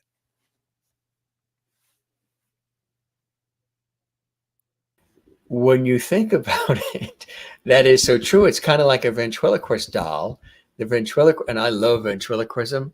And I used to have the Charlie McCarthy doll, Mm. and I think we got him out of the Sears Wish book. And love ventriloquism, and it's still out there. Maybe it's not as prominent as it used to be, but there are some really talented people out there There who are are doing it. And Jay Johnson is a great Johnson, yes, person. And when my wife Stephanie was doing Avenue Q, She Oh, performed a yes. character I called saw Lucy the that. That's Slut. right. Yeah. That's right. And I forgot about that. when she was doing Avenue Q, Jay Johnson was doing his show, The Two and Only, and or the One and Only. Two and Only was Bob and Ray, but Jay Johnson was One and Only. And Jay Johnson's Bob character and Lucy the Slut would exchange dirty messages from sent to the dressing rooms back and forth. It was a lot of fun. But also Nina Conti is a great ventriloquist now, and I saw Terry Fader down at the Puppetry Festival. He bought one of my books. I was very happy to sign a book for Terry. So there are a lot of people who do it well, and Jim was a great friend of Edgar Bergen, and he actually gave a eulogy at Edgar Bergen's funeral. Wow, I didn't realize that. And of course, Edgar Bergen's daughter is Candace Bergen, fabulous actress, and Murphy Brown, and so much. Yeah, and Candace and Edgar actually have a very unique claim to fame because they are the only father and daughter to appear on different episodes of The Muppet Show. They were guest stars on The Muppet Show. Really? Mm-hmm. Wow, that's cool. I didn't realize that. That's something. You know, they were on everything. The Larry King Show. I worked on that, yeah. Yeah. And then, of course, in the parade, in the Macy's Thanksgiving Day Parade, one of my friends, her husband, since retired, but used to, for about 25 years, work for the Macy's Design Studio in New Jersey. So we got a chance to go right around this time, just before Thanksgiving each year, friends and family kind of thing, and see the characters and the floats and the inflatables and everything that was going to be revealed on NBC on the Macy's Thanksgiving Day Parade. Any involvement in any of that work? Well, I was a balloon handler once for Kermit. Were you really? I was. It was not What was Kermit's that like? finest hour. This was Windy? No, well, yes, it was. Excuse me. It was rainy. It was not a great day, but the balloon was not in great condition. What happened was that Kermit had been retired, and the balloons have limited life. I think Kermit had been in it for like 11 or 12 years, and he had seen better days. Then retired him. And then after Jim Henson passed away, they wanted to honor Jim, so they said, "Well, let's bring out the balloon, and we'll run the balloon again, and that'll be the Macy's way of paying tribute." So they reached out to people that worked at Henson. Do you want to come and be balloon handlers? And we were like, hey, let's do it. So I think it was some of us, it wasn't a lot of us, like 10 or 15 people from the Henson Company mixed in with the Macy's volunteers. So we all had our Kermit jumpsuits, green Kermit thing, and they had a hat with Kermit eyes on it. It was a great uniform. And you had to go meet in Newark, New Jersey, in the middle of nowhere, early in the morning to get the costume. And so we went and did that. And then along the way, Kermit, I think, got punctured by a light post or something, and we started losing helium in one of the sections. And he kept getting a little lower. And around Columbus Circle, they make the decision whether they keep the balloon in or whether they take him out. And we still had enough helium when we got to Columbus Circle that they gave us the go-ahead, which I think was a little bit of a mistake because they didn't realize that we were still leaking. So essentially, by the time we ended up reaching Herald Square, we were almost carrying Kermit on our shoulders. He had a few sections still with helium, but it was not his finest hours. And what they do is, in case of emergency, they keep tape of previous appearances of each balloon queued up. Right. So in case, I watched later on, and Willard Scott's like, well, Kermit's looked better. Let's take a look at how he looked back in this year. And they could cut away to Kermit flying high. So that was my one experience as a balloon handler. And my wife, though, has been puppeteering on Sesame Street parade for literally decades. I think she's done it like 20 or 25 or 30 times. Wow. She's been doing it. She's going to do it again this year. That's incredible. Yeah. And she's a brilliant performer herself, actress. She and is. more, huh? She is. How'd you guys meet?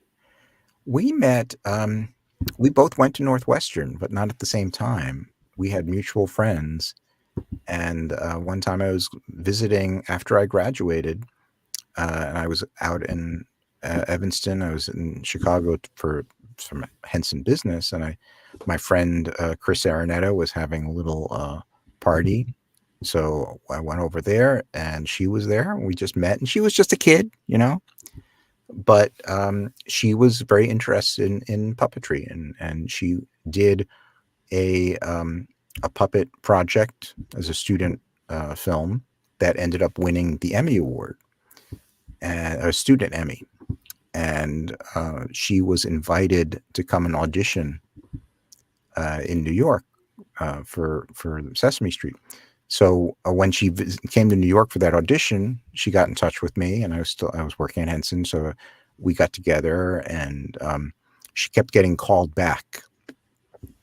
And she was staying at a youth hostel where you have to rent your sheets every night. And she was running out of money, and she kept getting called back and called back. And she was missing classes and stuff, but she, you know, this was her opportunity. So it got to the end of the week, and they said, well, you know, this is the end of the week, but if you come back on Monday, we're going to have the producers from Sesame Street here, and they'll be able to see what you can do. So she called me for advice, because she was running out of money. And I said, well, do you need a place to stay? Is that the issue? Because you can stay with me. And she knew me enough from other people. She knew that she could trust me. So she came and stayed over with me. And that weekend we started spending time together and realizing, hey, you know, this could be something. And then that sort of started, you know. So cool, huh? Yeah. I mentioned the cookbook. Tell us about that, how that came to be. Well, every celebrity has to write a cookbook. It's sort of mandatory. Of course, yeah.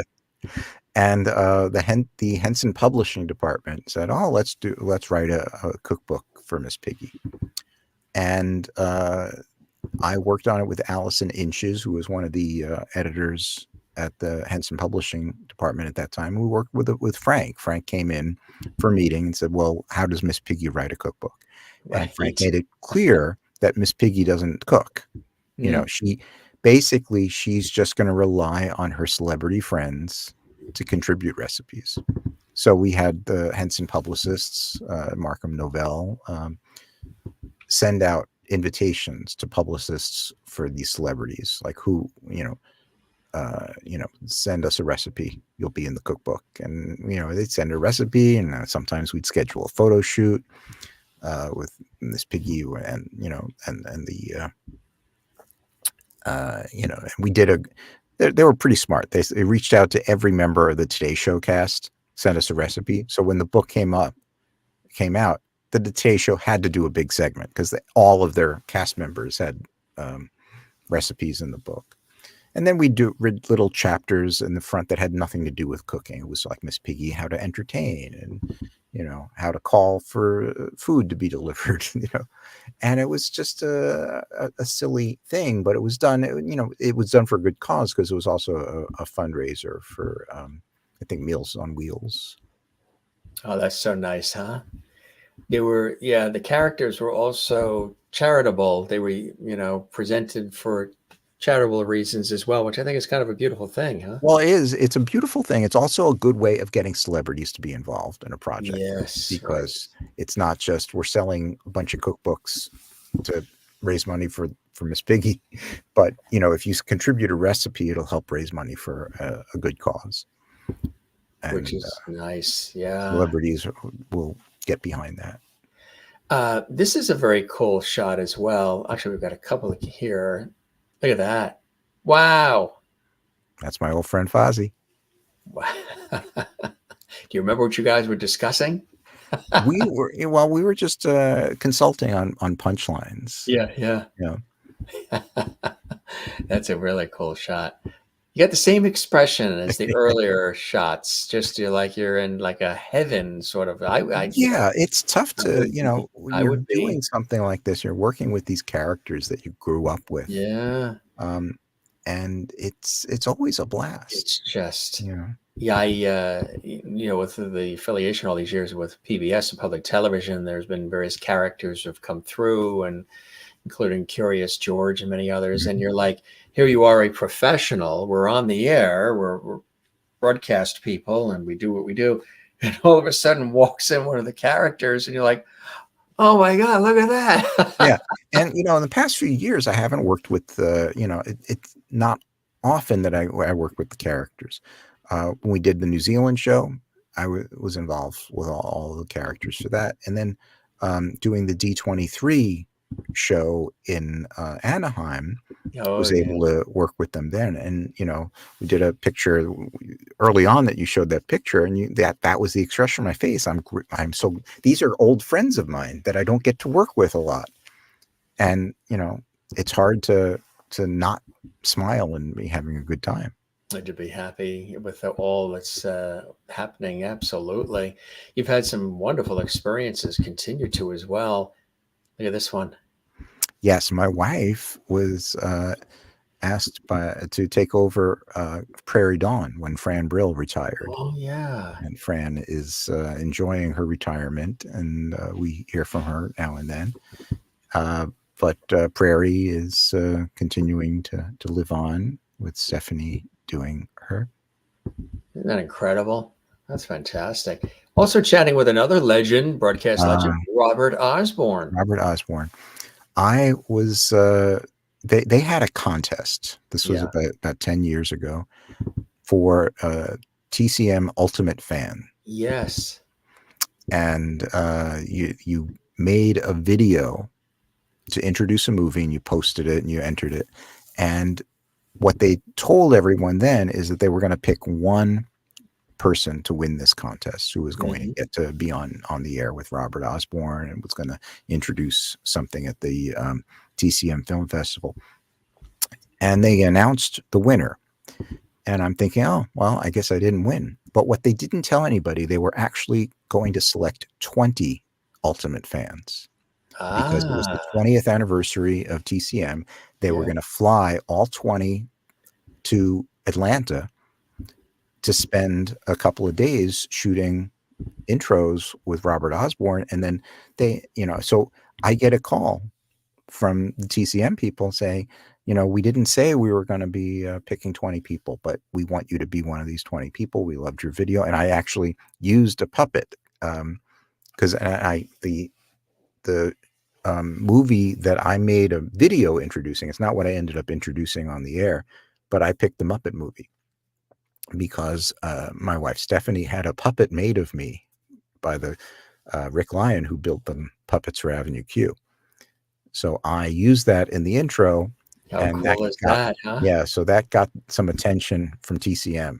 So they selected me, and it was just a wonderful thing.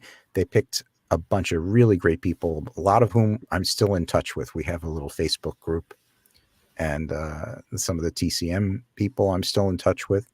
Oh, that's cool. And Robert Osborne was just such a nice guy. Yes.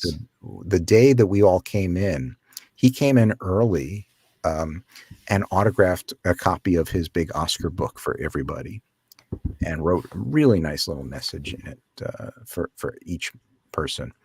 And we got these wonderful goodie bags with that. That book alone was enormous. But that first day they had a cocktail party for us on the set, and then the second night they rented out a nearby restaurant, had a big dinner party for us, and then during the day we shot. And if we weren't shooting, they took us out on an Atlanta sightseeing tour to the Coca-Cola place and the Atlanta aquarium, and just had a wonderful time. And Robert Osborne was such an amazing person. I love that channel. And then the TCM people welcomed us in the family. And in fact, when Robert passed away, Yeah. they Still hard to and believe yeah, too. they had a memorial in New York, and the TCM people invited those of us who lived in New York. We were invited to attend the memorial That's because, so quote, we nice. were part of the family, and it was, Part of the family, yeah, right? it was just overwhelming. I don't doubt. Absolutely. Ah, look at Yes, that is a that. a puppet of Jim Henson that Jim designed. Of himself, Yeah, yeah. yeah. And Bonnie Erickson, I believe, worked on building that. And Bonnie, I worked with on the board of the Jim Henson Legacy. But that puppet goes back to like 1973, Wow, 74, I think. that's incredible. And it's currently, I believe, on display in Baltimore at Oh, the, it is? yeah, there's a touring version of the Museum of the Moving Image exhibit, and it's currently in Baltimore. Oh, that's fantastic. So it goes across the country? Yep. Wow. And there's Bob McGrath, who we just lost. Yes. He This was was one of only, you it was know, a very short when he time. passed, I think everybody felt the loss. It's when each character, whether it's well, the Muppets not, but just when some of these characters from Sesame Street, the actual actors and actresses, friends, really is what we Yeah. would call. We grew up with them all, and when I heard Bob had passed, one of the last, it was amazing. You did feel like you lost a member of the family. He was so pleasant Yeah, and it nice, was, he genial, and was everything you saw on was right. Sesame Street. He was just the sweetest man. I Like remember, I Sesame Street's Dick Van Dyke or something. exactly, Yeah. exactly, and just such a warm man. He came from his home in New Jersey. This was the Yeah. launch event for my book, and he and his daughter brought him in. He wanted to be there, and I wanted to send him away with a copy of the book, and he's like, "Oh, I already pre-ordered it." It's Yeah. He already it's like I had. couldn't even give him a book. He He already just was so supportive of everyone who worked in the world of Sesame Street. of Sesame And there's Street. something special about all of those human people. We've gotten Yes. to know them. We also lost Emilio Delgado, who played Luis. Yes. Right. And And the way thing back, is, Mr. on Hooper. some, Remember hmm? that? Oh yeah, yeah, That was the very first time I think a children's show ever yeah, dealt with death with kids, and Big Bird and Bob yeah. are in that scene talking It's a about, beautiful segment. yeah, But when we started, when I started working in the world of Jim Henson, even when you're little, that there's the puppet is a puppet, and that there's and you start working there, it's like, oh, there's like 8 Elmos, and there's a whole bunch of these of Grovers, and uh, they will always be replaced when they wear out. But on that level, there's only one Bob, and there's only one Luis. and so many years on the series too, Yeah, from the very and beginning, 1969, Bob. and Yeah, when being someone who grew up with those people, yeah, it always made me a little, nervous whenever I get to spend time with them. They're all wonderful people, yeah. but I'm like, oh my God, it's the real Bob. And Right, right. we invited You, Bob.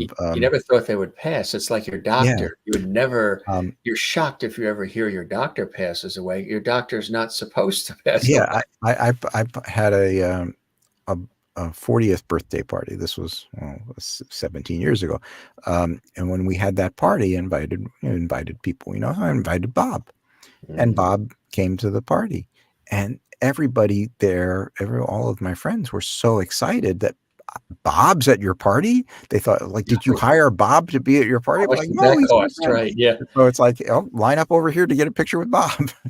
Right. Yeah. That's so special. Really, so Yeah, special. yeah. Another great. Look at this one.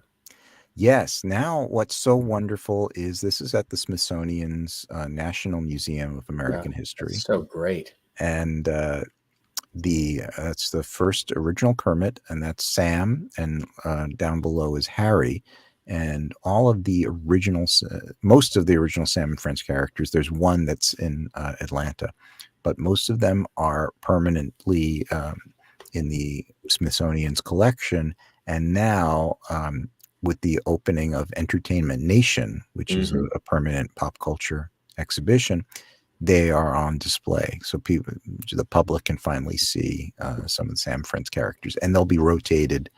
They don't want to keep all of the characters on exhibit all the time. So that this case will host various Sam and Friends characters.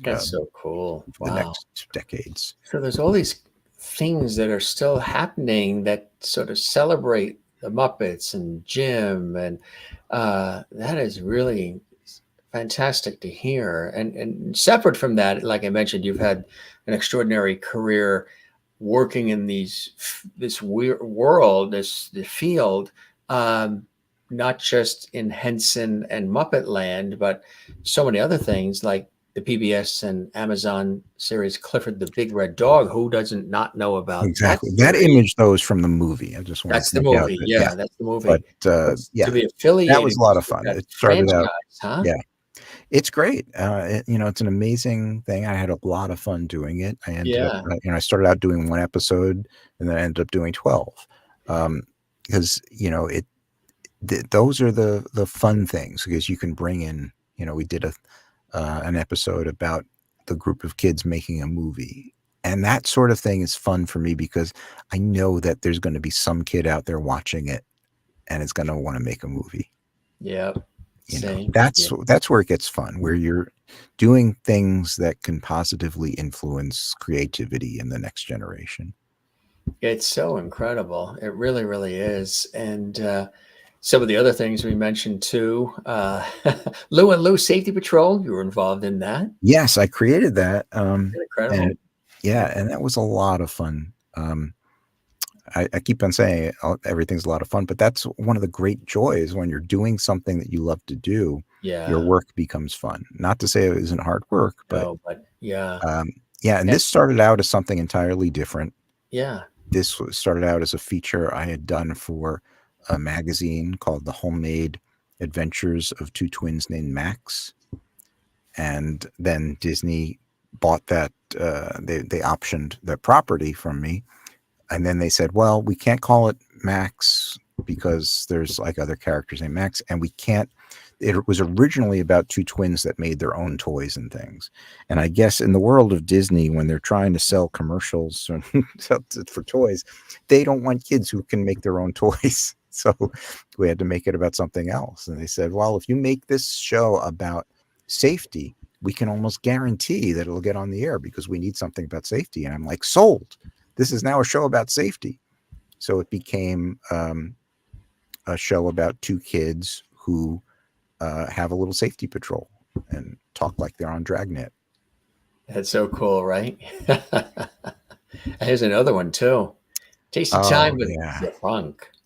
That was a blast on so many levels because one of the this was created by Ethan Long, who's a children's book illustrator, and I was fortunate enough to be asked to write all the episodes. And what was great was we had to voice ZeFronk. It was Rob Paulson, who's done a lot of cartoon voiceovers. Yeah, sure. And the little fat cat that you see in front of you, that was Mark Hamill. Oh, really? Yeah. Yes. And working with Mark Hamill was just so amazing for me. Someone who was, 11 years old when Star Wars came out. Right. And, being in a recording studio with him trying not to go, oh my God.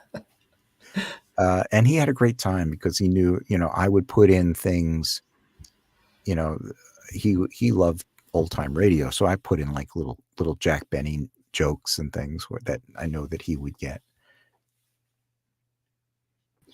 That's so cool, huh? Yeah. You've had and continue to have a long run in this industry, my friend. What are some of those things, those blessings and joys that keep you creative, connected, and so excited and curious and passionate, almost like, having that kid-like spirit in you to do continually what you're doing. And in this case, being president of Jim Henson Legacy, which I think is an extraordinary honor, privilege, and thing to be a part of keeping this iconic figure's memory alive and celebrating Muppet and everything else tied to it. What are some of the blessings and joys that keep you so Well, I think excited part of about it all of it? is that I get to do a lot of different things, and Yeah. things change on a daily basis. I know that's what I loved when I was working at the Henson Company. Um, every day would be different. It's like some days, oh, you're gonna write Larry King live, or another thing, we're gonna do a series of promotions for NASCAR, and every day it was something different, and that's what I try and bring nowadays, and what I'm doing now is really exploring things that I want to do, because for years and years I was taking on any work for hire projects, and I still take on projects that come my way, and I get to work on the shows for the Little Orchestra Society. But now I'm really, after doing the Sam and Friends book, I'm really going after projects that are making me happy, things um, that I can get excited about, things that I love anyway. So I'm after the Sam and Friends book, I've started the research. I'm going to do a book about Jack Benny. I'm a big Jack Benny fan. So Oh, I can't wait to see I'm doing that. a book about Yeah. Jack Benny's guest appearances that Oh, he did on yeah. other people's TV shows. I And can't believe it. yes.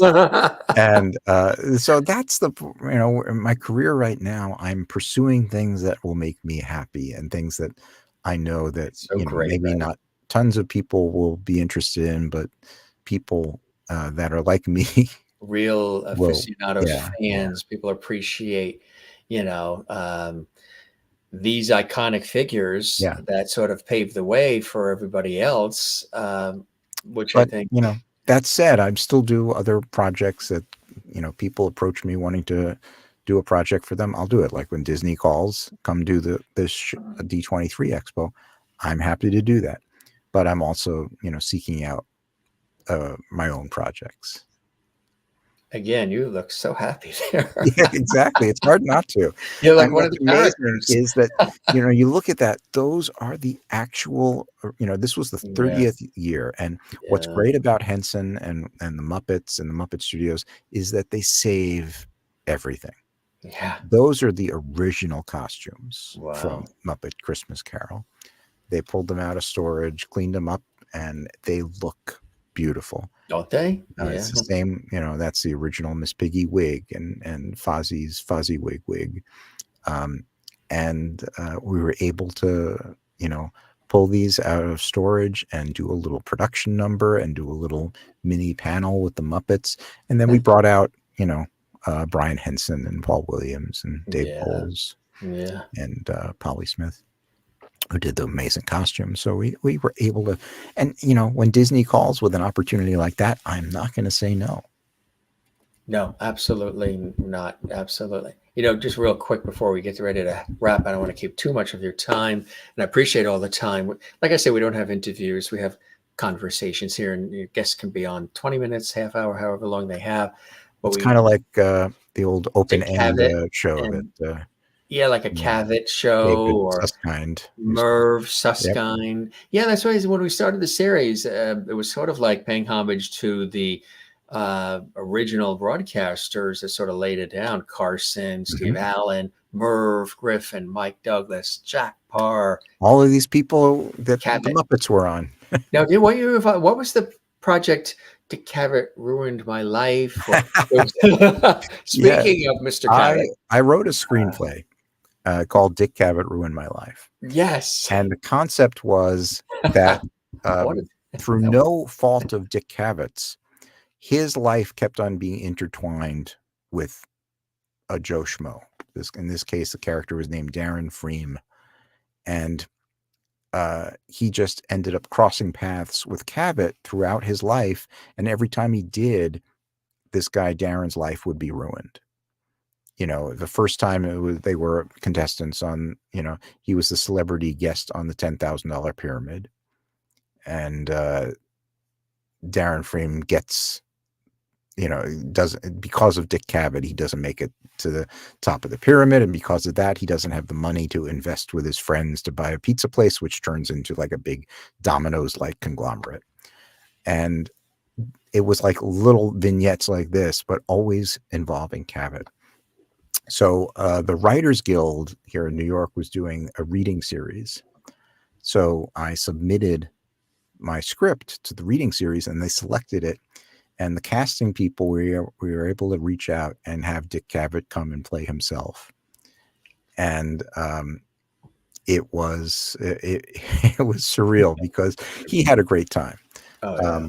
And we did the scene from the $10,000 pyramid, and the clue that Dick Cavett can't get, and the subject was things Dick Cavett would say. And we have, you know, the guy playing Freem. It's like, I'm hosting a late night show, and my name's not Johnny Carson. Things Steve Allen would say. And you know, it's like my guest tonight is Groucho. Things Johnny Carson would say. I'm from Nebraska. Things Johnny Carson would say. And it's like he gets to it. My guest tonight entirely for the 1 hour is Groucho Marx. And didn't I say Carson? And he doesn't. The buzzer sounds, and Darren says, "It was things Dick Cavett would say.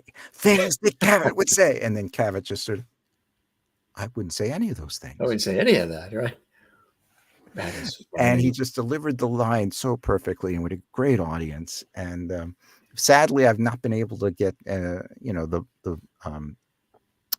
screenplay sold, because all of, you know, when I've sent it out, it's like, well, does it have to be Dick Cavett?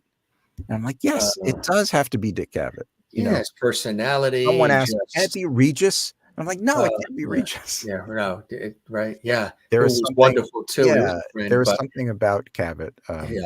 So I might redo it as a novel and see if I can get it published, because my old screenwriting professor from Northwestern was a man named Stuart Kaminsky, and people would always ask, how do you get a movie made? And he'd say, write a novel. Novel and then movie, right? Yeah. Exactly. It's like, you know, if you can get a novel published, then, you know, you got a leg up, because that means somewhere a development executive will say, hey, we can turn that into a movie because someone already said that's a good story. Although these days it seems you could also do a 6-second dance video on TikTok and have a movie out of that situation too. That is true. It's like, you know what I mean? So if anybody is watching who's a film producer, the rights to Dick Cavett Ruined My Life are still available. Oh, that's cool. I just thought, because, you know, I said that we sort of, it's an old school way of doing the show, but with a modern vibe of today, the Jim Master Show Live series. And we're paying homage with a conversational style. Because sometimes we'll have guests on, they'll be like, what are you going to ask me? And can you send me the questions first? And I'm like, you know, if there's things you want to talk about and things that are, you know, topical and happening right now that we want to tout and promote, sure, let us know and we'll get it all in. But generally, I love to have a good, I prefer, and I think, and our viewers, just from the response we have, they say we're bringing back the lost art of conversation, which I think is so important. You sort of dig in, you sit back, and you well, know. That's one of the reasons that I started, you know, Cavett was, you know, the Cavett show was a little before my time. You're right. Yeah. But I started watching it when he had like the PBS show, and he did a show on CNBC and DVDs. And then you start watching the reruns. Yeah. That he had.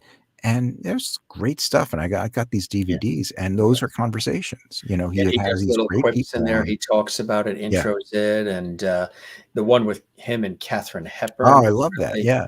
Yeah, Carol Burnett, Lucy Arnaz, and Lucille Ball all together. Just, and many, like you say, with Groucho. PBS did a special on that whole thing with Dick in it, which was fantastic. I actually co-hosted a special with Tom Stewart, who actor for many years, soap opera actor, and so much more. But for decades, the voice you always heard on WNET tonight on 13. Now, Tom Stewart.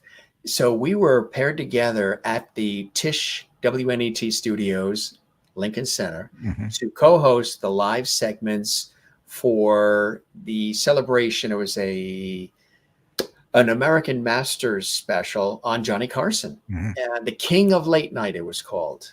Great special, and Tom actually did some pre-recorded segments with Dick Cavett at his home out east in, I believe, the Hamptons on Yeah, Long in Island. Montauk.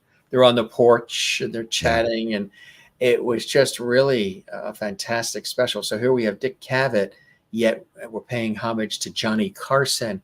It was epic, to When be when uh, co-hosting when that. Cavett did my script and we were chatting during rehearsals and stuff, because part of one of the other stories in my screenplay has the main character writes a book about magic, and he gets booked on the Tonight Show, and right before him is Cavett. Yeah. And Carson's like, so Dick, we have a young magic author coming on tonight.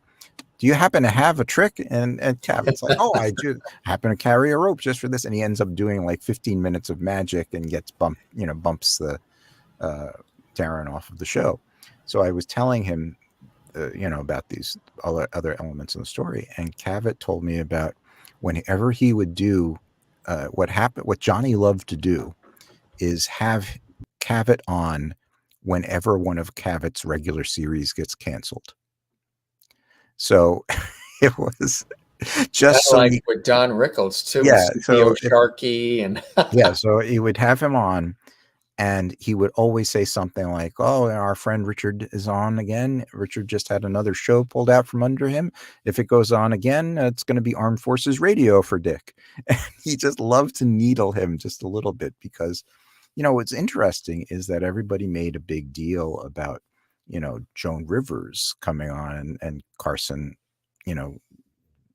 alienating her and not communicating. But Dick Cavett went on opposite Carson on several occasions and never stopped being close friends. And they sort of they had I think part of it is that Carson knew that he was going to outlast any, onslaught from another right? network. But, Yeah. Every time Cavett would get another show and he'd keep on coming back to Carson, Yeah. Great story. And of course, there was a writer for the Carson Show way back, and yeah, interesting. And God bless him, still with us. Yep. And we're so lucky for that. And real quick, I got to mention, because I think it's something really special. You write and direct the Little Orchestra Society live concert series in New York. Tell us about that. Yeah. Anything coming up too? Yes, we have a concert coming up in the end of the month, I think. In November? Yeah. Yeah, it's end of November, beginning December, and it is Carnival of the Animals. We're doing Carnival of the Animals. We do 4 concerts per season. We'll start up in the fall, and we'll do 2 more early next year. Are they all at Lincoln Center? No, these are at the K Playhouse, the Sylvia and Danny K Playhouse at Hunter College, except the last one this year, I think, is going to be at the 92nd Street Y. And not the last one in next year, in I think March or April or something like that. Go to littleorchestra.org. Littleorchestra.org. Yeah. And we basically come up with fun ways to get little kids interested in music. And we have a silly music professor called Professor Troublemaker who knows nothing about music. And we usually have an actor playing a featured composer. And then it's all live musicians, great orchestra members. And we play great music and have fun and silly comedy. That's so great. When did you first get involved with them? The organization has been around for like 75 years. And then I started at the early 2000s. Yeah. I think I did a couple of shows where we did an adaptation of Babes in Toyland, I think you mentioned earlier, Yeah, and from Hansel and Gretel. 2014. Yeah. And they used to have a show called the Lollipops. It was kind of like the New York Pops, the Boston Pops, the Lollipops. And it was really aimed at little kids. And it was a cute show, but it wasn't a lot for parents to enjoy. So they asked me to sort of revamp their little orchestra children's programs. And we came up with this, what we call LOS Kids. And it's something that appeals to little kids, but there's stuff for grown-ups to really enjoy. There's funny stuff that the adults will enjoy more than the kids. That's so cool. That's so great. Our viewers have been commenting and saying hello to us throughout, from literally watching from all around the world. They're called hello, everyone. Hello to everybody. They're called the Jim Masters Show. Some are active all the time commenting, and then others watch quietly, and then they'll comment later on the channel. But they're called the Jim Masters Show Levities because I said the show has a lot of light, love, and levity. And I said that 3.5 years ago, 1,020 episodes ago. We've done about 1,020 episodes in 3.5 years, which is still, it astounds me. And I said the show has a lot of light, love, and levity. I said it during the pandemic. And I slipped up one time. I said it a little too fast, and I somehow said light, levity. I combined love and levity together. And when I did that, I kept apologizing, saying, I'm sorry about it. And they're like, no, we love that word. You were supposed to say that. Did you trademark it? That's what we're actually working on that. And we've been told by everybody, including like guests.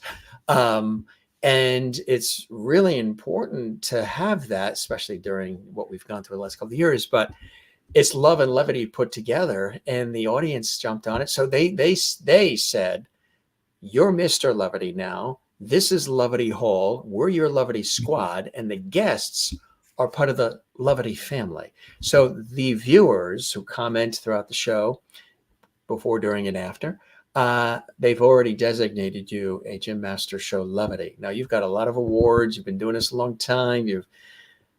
How does it feel to be a Jim Master Show Levity? Pretty cool. I'm honored. I don't have a lot of awards. I have several nominations, but it's an honor being nominated. I have a couple of awards, but what some of the guests say, Craig, is that their feet start tingling when they are told that they're Jim Master Show Levity, and one of our guests said he started levitating as a result. Are you levitating, or are your feet tingling, or both? No, we can't tell because I don't think I'm feeling anything, but maybe it'll kick in later tonight. Well, hopefully it won't be a Charlie horse.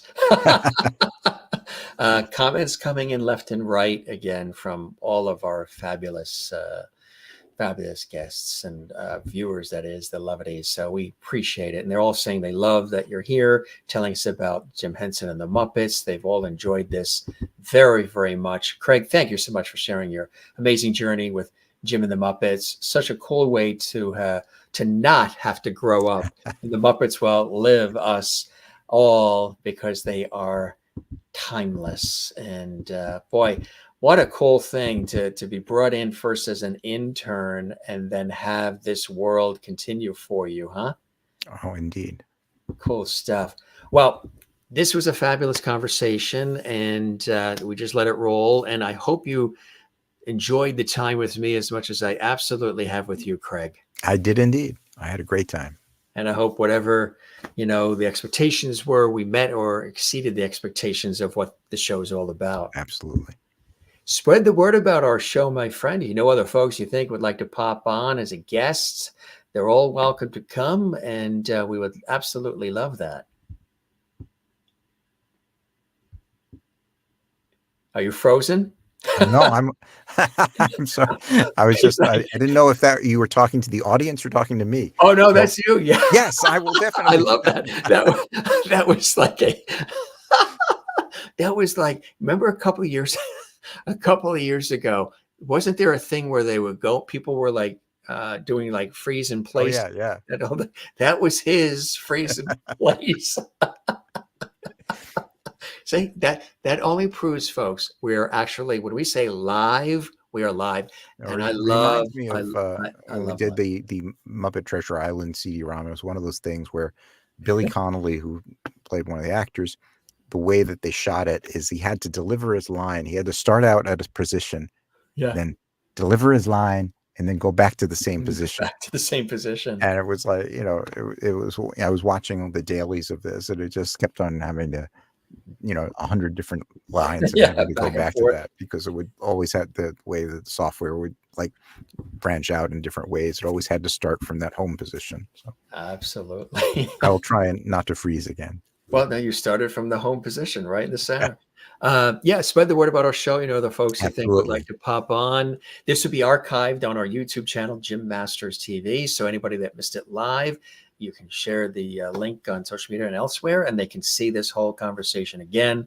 Thanks for all you do. Thanks You for can all you. skip that part when I froze. They're gonna love that. That's the part they're gonna freeze the freeze. Thanks so much for inviting me. I had a great time.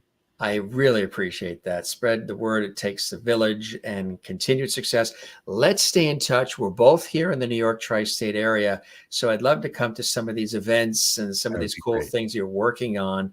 I'm a big proponent and believer in the work you're doing. And Well, I'll put in one last plug. We're doing a great screening at the Museum of the Moving Image a week from Saturday, a week from Sunday. That's November 18th or whatever that is.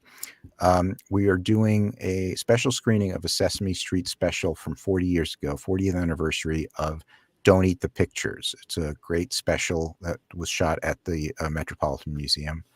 And we have some special guests who worked on the show, and check it out at Moving Image website. So that's on the 18th? Yeah, it's on the 18th and the Which is a Saturday. Yeah. And is it 18th probably a and day 19th. thing or an evening thing? It's at 1 p.m. Oh, on both great. 18th and 19th. Very nice. Very cool. All We'll right. have great guests like Christopher Surf and Noel McNeil and Marty Robinson. I love And it. be a lot of fun. Excellent. And then the museum, of course, is extraordinary too. Absolutely. Yep.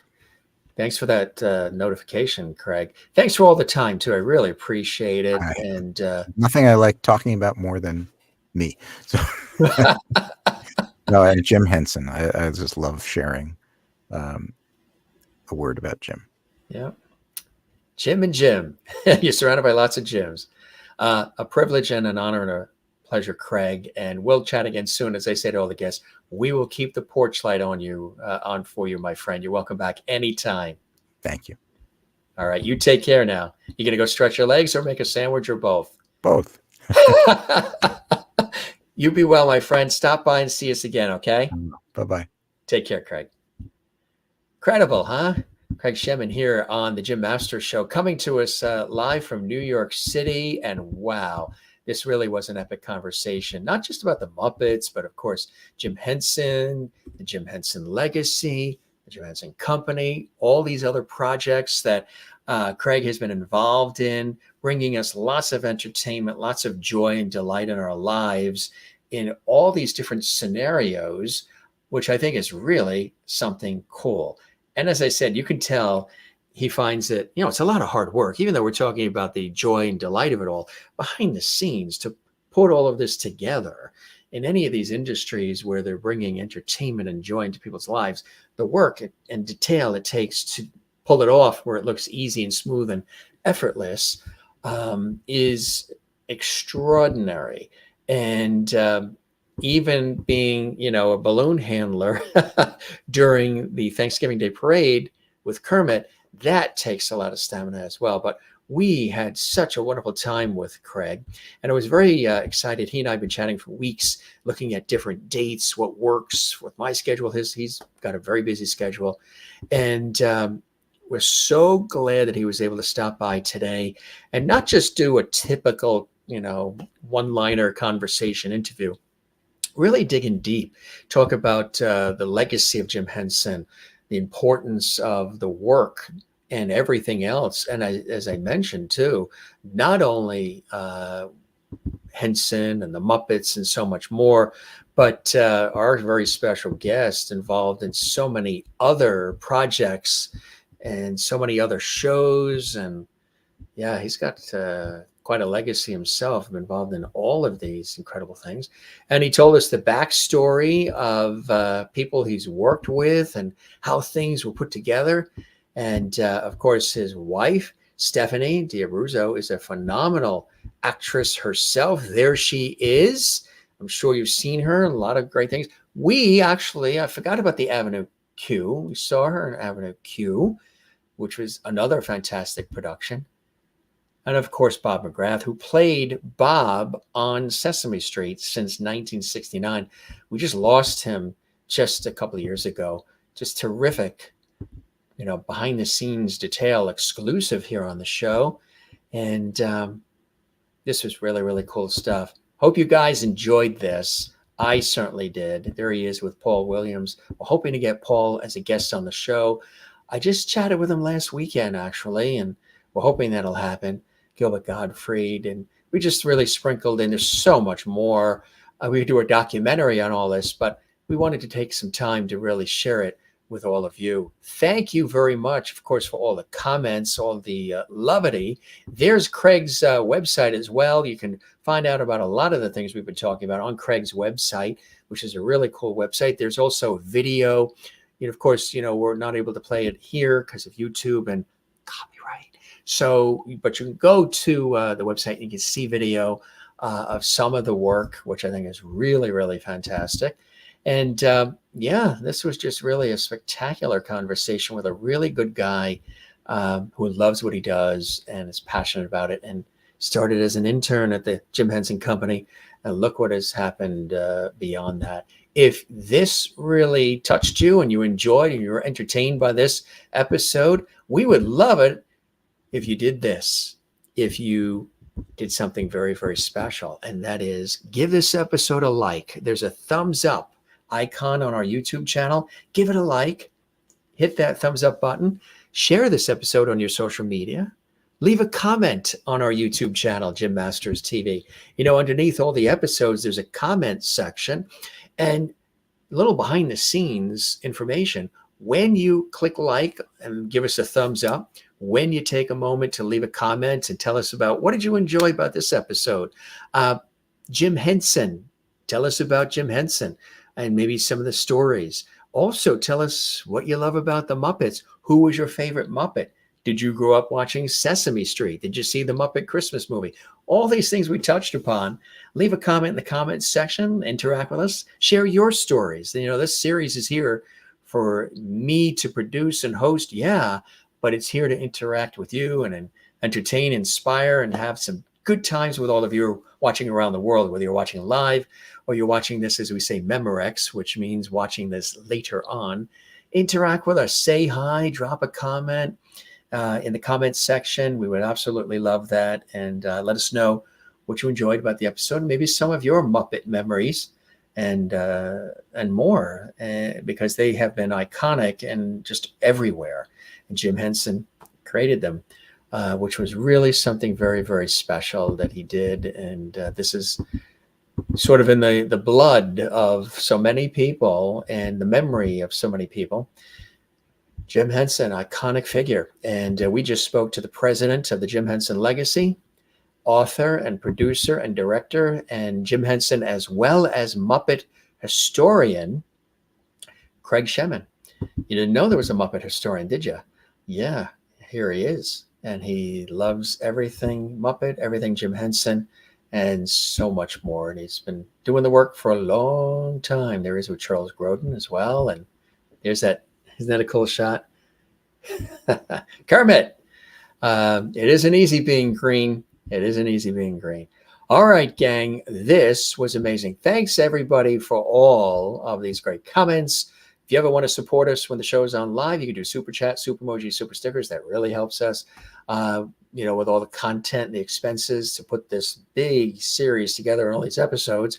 And also, they're on the YouTube channel underneath the episodes. Look for the little heart icon. Click that, and you can support us that way, too. It's just like the Super Chat, Super Emoji, Super Stickers, but you can click the heart icon 24/7, 365, even when the show or the episode isn't live. And that helps support our series and everything that we're doing to connect, entertain, and inspire you, you and everybody watching around the world, which is the reason why I started this series 3.5 years ago, is to have fun with all of you and see where we were going to go with all this. And it's become quite a monster. Welcome all the new subscribers. We've had thousands of subscribers, which is extraordinary. We just hit well over 10,000 just this week. Wow, that's been, one by one, and people just enjoying what we're doing, connecting with it. And we welcome all the new subscribers to our YouTube channel, Jim Masters TV and the Jim Masters Show, and all the faithful who have been with us, day one, and others who have been hopping on along the way, and all the viewers. We really appreciate it. It means the world knowing that all this time we take to put the shows together, it's resonating with you, and you're finding it fun and interesting. And even live, when we do it live, anything can happen. The picture could freeze. Guests can fall out of a chair. A dog can jump on their lap. Anything can basically happen when it's live. So we love doing the shows live when we can. We thank, again, Craig for stopping by the show. And of course, we thank all of you. We appreciate your time, and hope you're doing well. Before we go, I just want to say, I hope all of our lovelies, our viewers, those who are supporters, we have folks that are viewers, folks that are supporters. We'll be working on some cool things, memberships, and a lot of cool things we're working on as this show has now our series has reached a major milestone. So now we have some more opportunities to do some really cool things with our series as a result. So really, really cool. And we just reached a milestone with our subscribers, the views, the episode count, well over 1,020, which is amazing. Well over 10,000 subscribers now. And it's incredible, it really is. And all the viewers who just love this. So Kathleen, thank you very much. We appreciate you back, and levity. And how can anyone not love the Muppets? They are priceless. And Maureen says, thank you, Jim, for having Craig as your guest this evening. The conversation brought back such great memories of watching everything Muppet with my kids when they were younger. I miss those days. And I bet you watched them too, even when the kids were in school. And you might even still watch them now. Kathleen says, why not? They're fun. Thanks, Jim. Another great show, as always. Thank you very much. And everybody watching around the world, we appreciate all of you and all the great comments. Janet and Jane and Lisa watching in the UK, and Pam Stubbs. Pam's here as well. And just everybody. We love you all. So thanks for being with us. We've got extraordinary guests that are coming up. It is really amazing. And love doing the show for and with all of you. And let us know if the show is making an impact. Come see us again right here on the Jim Masters Show live for all of you. All right, we're going to cue up the Jim Masters Orchestra and Singers as we play the credits, and we wrap up this episode. But don't forget, you can binge watch all these episodes. You can see this episode again if you came in late. We archive it. And don't forget, if you want to catch some of the past episodes with our extraordinary celebrity friends and guests, all you need to do is just scroll back on our YouTube channel, and you can see hundreds and hundreds of episodes with some amazing people who've stopped by JMS Levity Hall. We love all of you. We appreciate all of you. And it really means so much. There's the bottle. Where is it? There it is. There's the genie bottle. I know you guys love that. And the star came in as a birthday gift from from Kathleen Walker in New York City. Kathy. and a few more items here. That's it. I think I'm going to have a sandwich now. Maybe I'll have a sandwich. We do have some fresh baked chocolate chip cookies that were made today.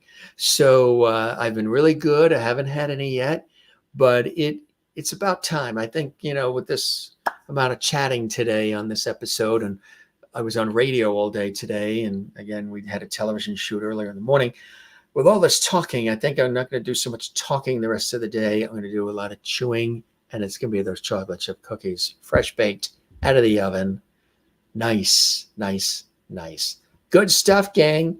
And I'm thinking maybe possibly on the 18th, we'll go to the Museum of the Moving Image to see this whole Sesame Street thing. I think that might be something special and cool, as we've made a new friend here on the Jim Masters Show with Craig Shemin joining us. Got so many friends we've made with our guests. Some guests I already knew before I launched the series because I've interviewed them on television and radio over the years, and they've come on our show. Other guests are brand new, and they're brought to us. Managers, agents, PR people bring their guests here. Some of the guests see our series and say, I like what you do. I like the vibe, and I want to come on the show. We actually have a little bit of a waiting list. It's sort of like a standby waiting list for guests, which I think is really something very special. I never would have expected that. When I started this Masters monster, 3.5 years ago, I didn't think we'd have a waiting list of people that want to come on the show, but I'm honored and humbled by that. So it's cool stuff. And having you here tops it all off. So with that said, our long Lovity exit here, check out all the other episodes. Come by Lovity Hall and see us again. And we'll see you on the next one. I'm Jim Masters, thanking you for your time this time. Till next time on the Jim Masters Show Live. Catch you soon. Cheers.